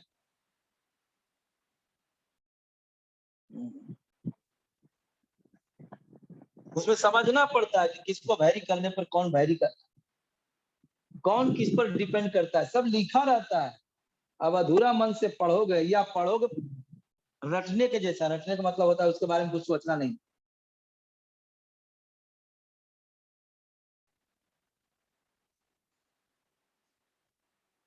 जो सोचेगा उसके लिए आसान है, कुछ दिक्कत नहीं।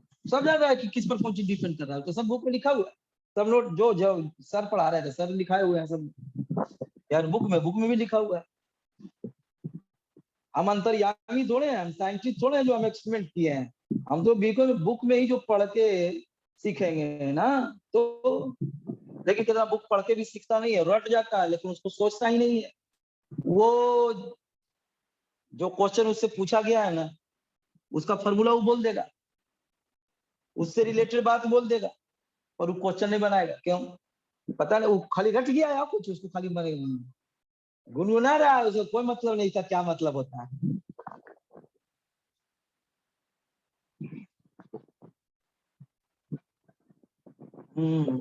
थोड़ा बहुत भी ध्यान देके पढ़ेगा तो सब लिखा रहता है।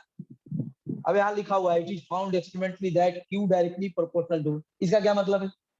अब इसको सोच में नहीं करेंगे तो कौन सी पढ़ेंगे हम?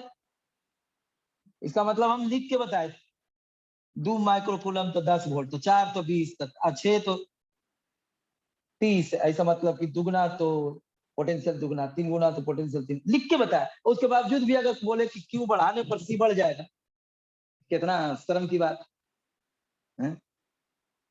तो सुनने की बात होता है ध्यान से, बुक में लिखा भी रहता है, नोट्स में लिखा रहता है। हम अंतर्यामी थोड़े हैं या हम साइंटिस्ट थोड़े हैं कि हम एक्सपेरिमेंट करके हम पता किए हैं। हम तो बुके से ना पढ़े, it is found experimentally type. उसी तरह से बहुत जगह है, उसमें भी फ्रिक्शन में एक्सपेरिमेंट से पाया गया कि limiting friction directly proportional to normal reaction. माने नॉर्मल रिएक्शन दुगना करेंगे तो लिमिटिंग फ्रिक्शन भी दुगना हो जाएगा, ऐसा लिखा हुआ है। कौन बुक में नहीं लिखा हुआ है? एकदम सिंपल से सिंपल बुक में लिखा रहेगा, जो कॉम्पिटिटिव बुक नहीं है उसमें भी लिखा रहेगा। लेकिन एक आध दो को पढ़ने का स्टाइल अलग होता है, रटता है खाली बस।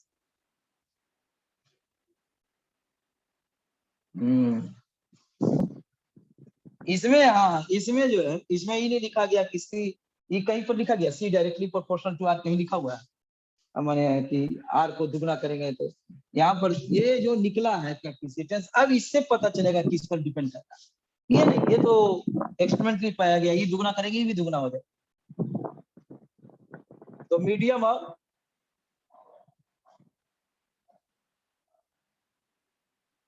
उस आइसोलेटेड कंडक्टर के शेप, साइज और मीडियम पर डिपेंड करेगा capacitance of the isolated conductor.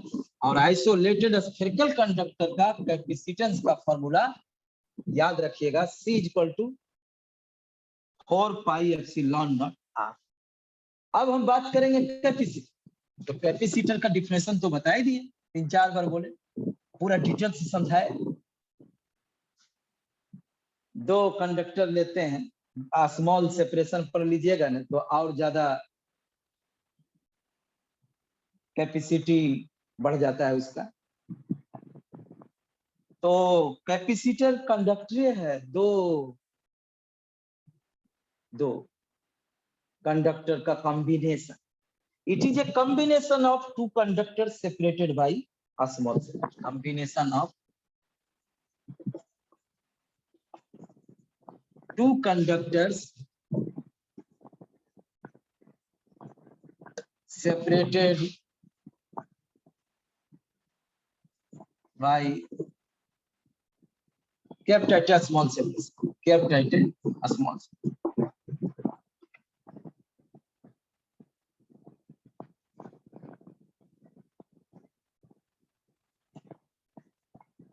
तो इसमें दो कंडक्टर, कैसा भी शेप का ले लीजिए, दो कंडक्टर किसी भी शेप। हालांकि किसी भी शेप का अगर हम ले लेंगे तो कोई इसका मैथमेटिकल फॉर्मूला नहीं होगा, लेकिन एक्सपेरिमेंटली तो कर सकते हैं। जैसे अभी बताए, आइसोलेटेड कंडक्टर का कैपेसिटेंस भी निकाला जा सकता है। उसका कोई फॉर्मूला तो नहीं होगा, लेकिन एक्सपेरिमेंट स्फेरिकल रहेगा तो उसका फॉर्मूला हो गया 4πε0 R। 4πε0 R। पहले हम जनरल बात करते हैं, फिर हमको जो पढ़ना है स्पेशल टाइप का स्टैंडर्ड कैपेसिटर वो पढ़ेंगे। It is a combination of two conductors kept at a small separation. One of the conductor is given positive charge and other conductor is given equal negative charge.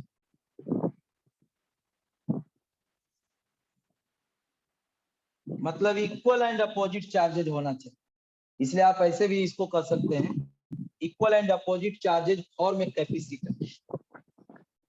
Equal and opposite charges form a capacitor. ये लिखने के लिए नहीं, ये बस ऐसी numerical के हिसाब के लिए जरूरत पड़ेगा, इसे बार बार बोलेंगे। Equal and opposite charges form a capacitor. Capacitor का निर्माण किया, ऐसे कैपेसिटर तो दो कंडक्टर्स के कॉम्बिनेशन को कहते हैं, kept at a small separation. इसको पॉजिटिव चार्ज दिए, इसका पोटेंशियल मान ली V+ हो गया, इसका पोटेंशियल V-। कोई कहेगा इसका पोटेंशियल हम V1 मानेंगे, इसका V2 मानेंगे, जो मानो भाई, कोई दिक्कत नहीं। मान ले इसका पोटेंशियल 10 वोल्ट, इसका पोटेंशियल -10 वोल्ट। अब सुनिए, इसको V1 से डिनोट कर दीजिए, इसको V2 से, या इसको V+ से डिनोट कीजिए, कोई V-, सब सही, जिससे डिनोट करना है। V है इसको बोलिए, इसको VB बोलिए, जो के एक पर +Q चार्ज देना है, दूसरे पर उतना ही नेगेटिव चार्ज देना है। The conductor, one of the conductor is given positive charge and another conductor is given equal negative charge. Let the potential of conductor having positive charge is V1 या V+ and the potential of conductor having negative charge is V- या V2, जो मानिए। अभी दोनों के बीच का potential difference जो ऐसे माना है वैसे लिखेगा, जो V1 V2 माना है वैसे लिखेगा, जो वैल्यू जान रहा है घटाइए दे 10 माइनस 10 20 आ जाएगा। अच्छा, ये दोनों का जो पोटेंशियल डिफरेंस है, इस कंडक्टर का पोटेंशियल और इस कंडक्टर का, इसका पॉजिटिव पोटेंशियल इसका निगेटिव, दोनों के पोटेंशियल डिफरेंस को भी मान लो, इसको कहेंगे हम पोटेंशियल ऑफ द कैपेसिटर।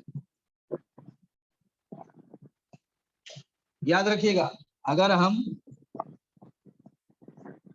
केवल बोले पोटेंशियल ऑफ द कैपेसिटर तो इसका मतलब क्या समझिए, potential difference between the plates of the capacitor, ये नाम रखा गया है। डिफिनेशन बढ़िया से सुनिएगा, कैपेसिटर में पोटेंशियल ऑफ द कैपेसिटर बोलने का मतलब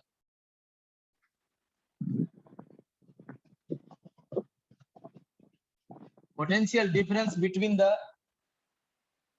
plates of the capacitor, potential difference between the plates of the capacitor. अच्छा, और अगर पूछा जाए इस कैपेसिटर पर चार्ज कितना है, पूछा जाए इस कैपेसिटर पर चार्ज कितना है, तब क्या बोले, 0 नहीं, 0 है ना sir, plus Q minus Q, हाँ टोटल चार्ज तो 0 है, लेकिन charge on the capacitor means, लिखा हुआ नोट्स में पढ़िए, charge on the capacitor means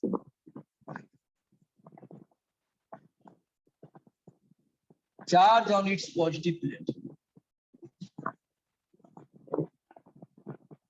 या charge on the positive plate of the capacitor is called charge on the capacitor. मतलब जब भी इस पर आपको चार्ज पूछा जाएगा तो जो पॉजिटिव प्लेट पर चार्ज है वो चार्ज बोलिएगा केवल, बस। ऐसा क्यों, ऐसा इसलिए क्योंकि जमा इस पर कर रहे हैं, ये तो लाए हैं इसका कैपेसिटी बढ़ाने, हम तो आपको डिटेल से समझा दिया था, तो बुक में लिखा हुआ भी नहीं रहता, ऐसी प्रमाण कहीं भी नहीं। अच्छा, ये तो व्यवस्था ये जमा इस पर हो रहा है इसका, हाँ। तो charge on the capacitor means charge on its positive plate, मतलब कैपेसिटर किसको कहेंगे, दो conductor kept at small separation, उस पर एक पर पॉजिटिव चार्ज रहेगा उतना ही दूसरे पर निगेटिव चार्ज रहेगा, मैग्नीट्यूड सेम, एक का पोटेंशियल कुछ पॉजिटिव होगा दूसरे का कुछ निगेटिव होगा, दोनों के पोटेंशियल के डिफरेंस को क्या कहेंगे, potential of the capacitor, potential difference between the plates is called potential of the capacitor, and charge on its positive plate is called charge on the capacitor। अच्छा, क्यू हो गया चार्ज ऑन द कैपेसिटर। अब फिर experiment से देखा गया, it is found experimentally that Q directly proportional to P, इसमें भी यही देखा, जैसे इस पर मान लीजिए इस पर 10 माइक्रोकूलम चार्ज है तो इस पर -10 है, इसका पोटेंशियल डिफरेंस मान लीजिए 8 वोल्ट, ठीक। अब इसको कर दिए हम पोटेंशियल डिफरेंस 8 वोल्ट पे, ठीक। अब इसको हम कर दिए बढ़ा के इस पर 20 माइक्रोकूलम, इस पर -20 करना पड़ेगा, इक्वल एंड अपोजिट चार्ज। अब ये दोनों के बीच का पोटेंशियल डिफरेंस साइंटिस्ट मेजर किया एक्सपेरिमेंट से, तो आ गया 16। और इसमें भी लेकिन charge on the capacitor means charge on its positive plate, इस समय चार्ज 10 माइक्रोकूलम कहलाएगा, इस समय चार्ज 20 माइक्रोकूलम कहलाएगा, टोटल चार्ज 0 है, लेकिन charge on the capacitor means charge on its positive. तो चार्ज को हमने दुगना किया, पोटेंशियल डिफरेंस भी दुगना हो गया, जिसको सिर्फ पोटेंशियल कहते हैं, दरअसल में वो पोटेंशियल डिफरेंस है between the plates of the capacitor. यहाँ भी प्रोपोर्शनलिटी हटाते हैं तो कांस्टेंट को उसी चीज से डिनोट करते हैं, सी से, और सी का नाम भी वही है लेकिन थोड़ा सा बदल है, C is called the proportionality constant, C is called capacitance of capacitor।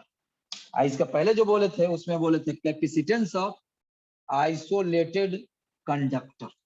यहाँ कहेंगे कैपेसिटेंस ऑफ कैपेसिटर। फिर वही बात, यहाँ C ना Q पर डिपेंड कर रहा है ना V पर। Q को दुगना कीजिएगा तो V भी दुगना हो जाएगा। अगर ये दोनों प्लेट को आप चेंज नहीं करते हैं, दोनों प्लेट के बीच के सेपरेशन भी चेंज नहीं करते हैं, और दोनों प्लेट के बीच का मीडियम भी चेंज अगर नहीं करते हैं, तो इसका कैपेसिटेंस चेंज नहीं हो। चार्ज बदलने से कैपेसिटेंस को कोई लेना देना नहीं है। चार्ज दुगना कीजिएगा, पोटेंशियल दुगना हो जाएगा, C सेम रहेगा। The proportionality constant C is called capacitance of the capacitor। Capacitor का कैपेसिटेंस किस किस चीज पर डिपेंड करता है वो तो डिराइव करके भी बताएंगे, लेकिन पहले ऐसे भी बता देते हैं। ये दोनों प्लेट्स के शेप और साइज पर, दोनों प्लेट्स के बीच के सेपरेशन पर, और दोनों प्लेट्स के बीच के मीडियम। साइज बढ़ा दीजिएगा कैपेसिटेंस बढ़ जाएगा, सेपरेशन घटा दीजिएगा कैपेसिटेंस बढ़ जाए। वो सब फार्मूला से भी पता चल जाए। अभी फिलहाल याद रखिए 3 पॉइंट तीनों लिखा हुआ है। The capacitance of a capacitor depends upon number 1 shape and size of the plates of the capacitor, number 2 separation between the plates of the capacitor, and number 3 medium between the plates of the capacitor।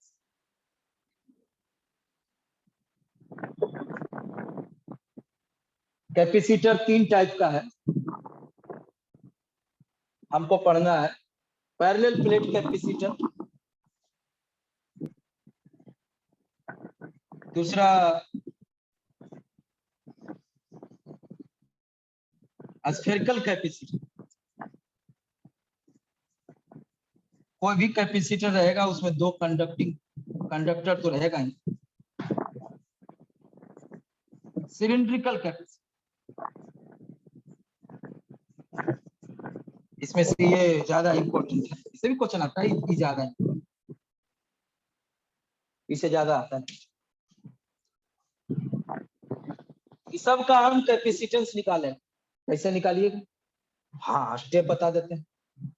एक, इसमें कोई भी capacitor होगा उसमें 2 conductor होगा, हाँ वो तो होगा, डिफिनेशन है तो होगा। कहीं एक को प्लस क्यू चार्ज दीजिएगा, दूसरे को माइनस। कैसे देंगे? बैटरी लगा के, आपको हाथ से दीजिएगा। एक को बैटरी के पॉजिटिव प्लेट से जोड़ दीजिए, दूसरे को बैटरी के नेगेटिव। बैटरी अपना खुद सप्लाई करेगा, इसलिए बैटरी के बारे में कुछ जानना पड़ेगा। हालांकि बैटरी पढ़ना है अगला चैप्टर में, करंट इलेक्ट्रिसिटी में, पर कुछ बात अभी जानना पड़ेगा। बैटरी लगा, अच्छा एक को प्लस क्यू को माइनस क्यू दे दिया। अच्छा उसके बाद दोनों प्लेट के बीच का पोटेंशियल डिफरेंस पता कीजिएगा, वो फार्मूला से, जो फार्मूला आप गॉसेस लॉ में पढ़ चुके हैं। अच्छा वो फार्मूला सब जरूरत पड़ेगा। हाँ कभी कभी दोनों के बीच इलेक्ट्रिक फील्ड निकालना पड़ेगा, फिर रिलेशन से dV बराबर माइनस EDR cos थीटा से फिर V निकल जाए। पोटेंशियल डिफरेंस मैंने निकालना है किसी तरह से। आज जब पोटेंशियल डिफरेंस निकल गया तो उसका वैल्यू इस फार्मूला में यहाँ पुट कर दीजिए। C निकल गया, और V निकला तो C निकला। हाँ बहुत भाई, V निकला तो C। सबसे पहला काम आपको है कि एक को प्लस क्यू दे दीजिए, एक को माइनस क्यू चार्ज दे दीजिए। मान लीजिए देना कुछ, आपको बैटरी थोड़े फिगर में दिखाना है, बैटरी लाना थोड़े मार्केट से। एक को बैटरी के पॉजिटिव टर्मिनल से, जैसे मान लीजिए प्लेट है, मान लीजिए इसको बैटरी का पॉजिटिव, इसको नेगेटिव से, इसको प्लस क्यू मिलेगा, इसको माइनस। कहाँ अपियर होगा? अगर ये पैरेलल प्लेट है तो पढ़ा चुके हैं गॉसेस लॉ में, इनर सरफेस पर अपियर होता है। अगर एक को प्लस क्यू मिले, एक को माइनस क्यू मिले, तो यहाँ 0 होता है। क्या ये बताया है कि नहीं?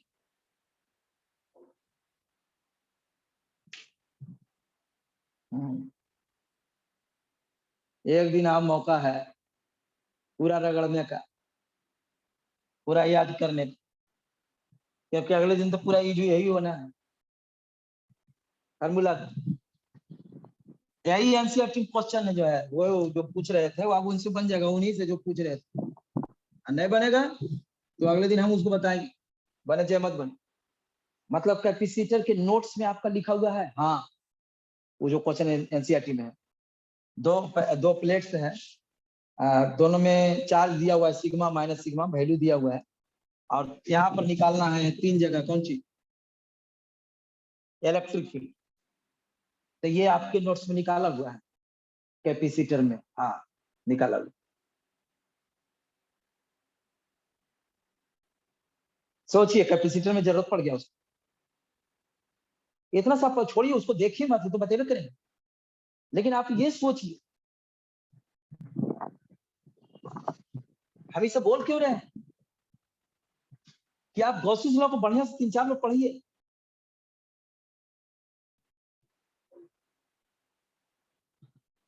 क्योंकि चार्ज डिस्ट्रीब्यूशन किस पर कहां पर कितना होगा, इलेक्ट्रिक फील्ड का कितना होगा, ये सब फार्मूला न्यूमेरिकल से सब गॉसिस लॉ का है जो इसमें यूज होने वाला है। स्फेरिकल कैपेसिटर की बात करें तो वो भी पढ़ा दिए हैं गॉसिस लॉ, खाली नाम लेना है अभी। आप मुझे एगो बताया था नहीं क्वेश्चन अर्थिंग वाला, ये वो स्फेरिकल कंडक्टर, दो स्फेरिकल ले लें, कंसेंट्रिक, एक पर चार्ज दिए एक को अर्थिंग कर दें, इसको कहते हैं स्फेरिकल कैपेसिटर। सर इसमें कहाँ किस पर इसको क्यों देंगे, इसको अर्थिंग कर देंगे तो इसके अंदर बाहर यहाँ कितना चार्ज एपियर होगा, क्या ये बताएं न्यूमेरिकल की नहीं? हाँ बताएं। पोटेंशियल निकालने का फॉर्मूला ये भी बताए हैं, तो डिफरेंस निकालने का घटा देंगे, यहाँ क्या है, जो भी निकाल लिया उससे सी निकल गया, मतलब ये तीनों न्यूमेरिकल हो जाएगा। गॉसेस लॉ का एप्लीकेशन, यस।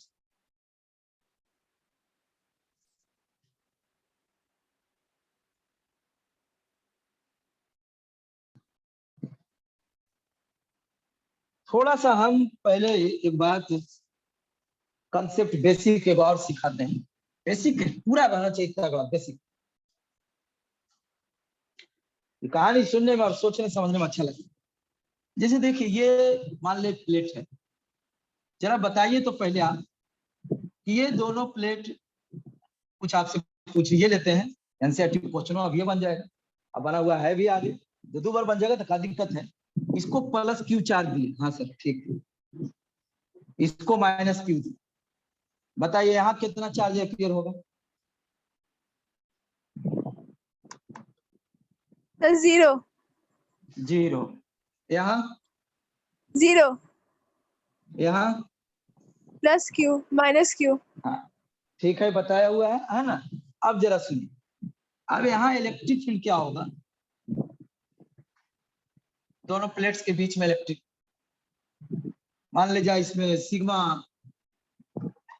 बराबर हो जाएगा कितना, मान ले इसका एरिया जो है प्लेट का, ये एक एरिया, ये क्रॉस सेक्शन दिखा रहे हैं, ये हम प्लेट का क्रॉस सेक्शन दिखा रहे हैं, ये हो गया सरफेस एरिया ए, जिस पर चार्ज है क्यू, जो न्यूमेरिकल बताए थे, Q by A is called sigma, Q by A is called sigma, ठीक है। अब यहाँ पर इलेक्ट्रिक देखिए, वो क्वेश्चन जो पूछे थे एनसीईआरटी का, जो 24 नंबर की कितना था, जो हम बोले थे कि गॉसेस लॉ में प्लेन शीट ऑफ चार्ज पढ़ाने के बाद अपने बन जाएगा, या बता देंगे, वही देखिए चलिए बता ही देते हैं, ऐसे कैपेसिटर में भी लिखा हुआ है, पैरेलल प्लेट कैपेसिटर वाला टॉपिक में आगे। यहाँ इलेक्ट्रिक फील्ड इसके कारण अभी पॉजिटिव है ना, इसके कारण 2 watts sigma by 2 epsilon naught, plane sheet of charge, ये भी सिग्मा बाई 2 एप्सिलॉन। यहाँ पर इस पॉजिटिव चार्ज के कारण अभी ये प्लेन शीट ऑफ चार्ज हो गया, ये प्लेन शीट ऑफ चार्ज के कारण यहाँ electric field away from plane sheet of charge sigma by 2 epsilon. Negative charge के कारण इधर हो जाएगा, क्योंकि 1 कूलम यहाँ रखेंगे तो ये वाला खींचेगा, ये निगेटिव प्लेन, ये चार्ज के कारण यहाँ पर sigma by 2 epsilon naught 2 watts. यहाँ पर इस पॉजिटिव के कारण अबे यहाँ +1 रखेंगे तो ठेलेगा, ये माइनस ही खींचेगा, +1 रख करके आप देखिए ढकेलेगा खींचेगा, ढकेलेगा खींचेगा बस। तो sigma by 2 epsilon not, sigma by 2 epsilon, क्या पता चला? अच्छा यहाँ रखेंगे +1 कूलम, तो ये तो ढकेलेगा राइट की तरफ, आई खींचेगा राइट की तरफ, तो ये दोनों सेम डायरेक्शन में हो जाएगा। चलो ठीक, अब बताओ दोनों प्लेट के बीच में इलेक्ट्रिक फील्ड कितना? ये दोनों एक ही डायरेक्शन में ऐड हो जाएगा।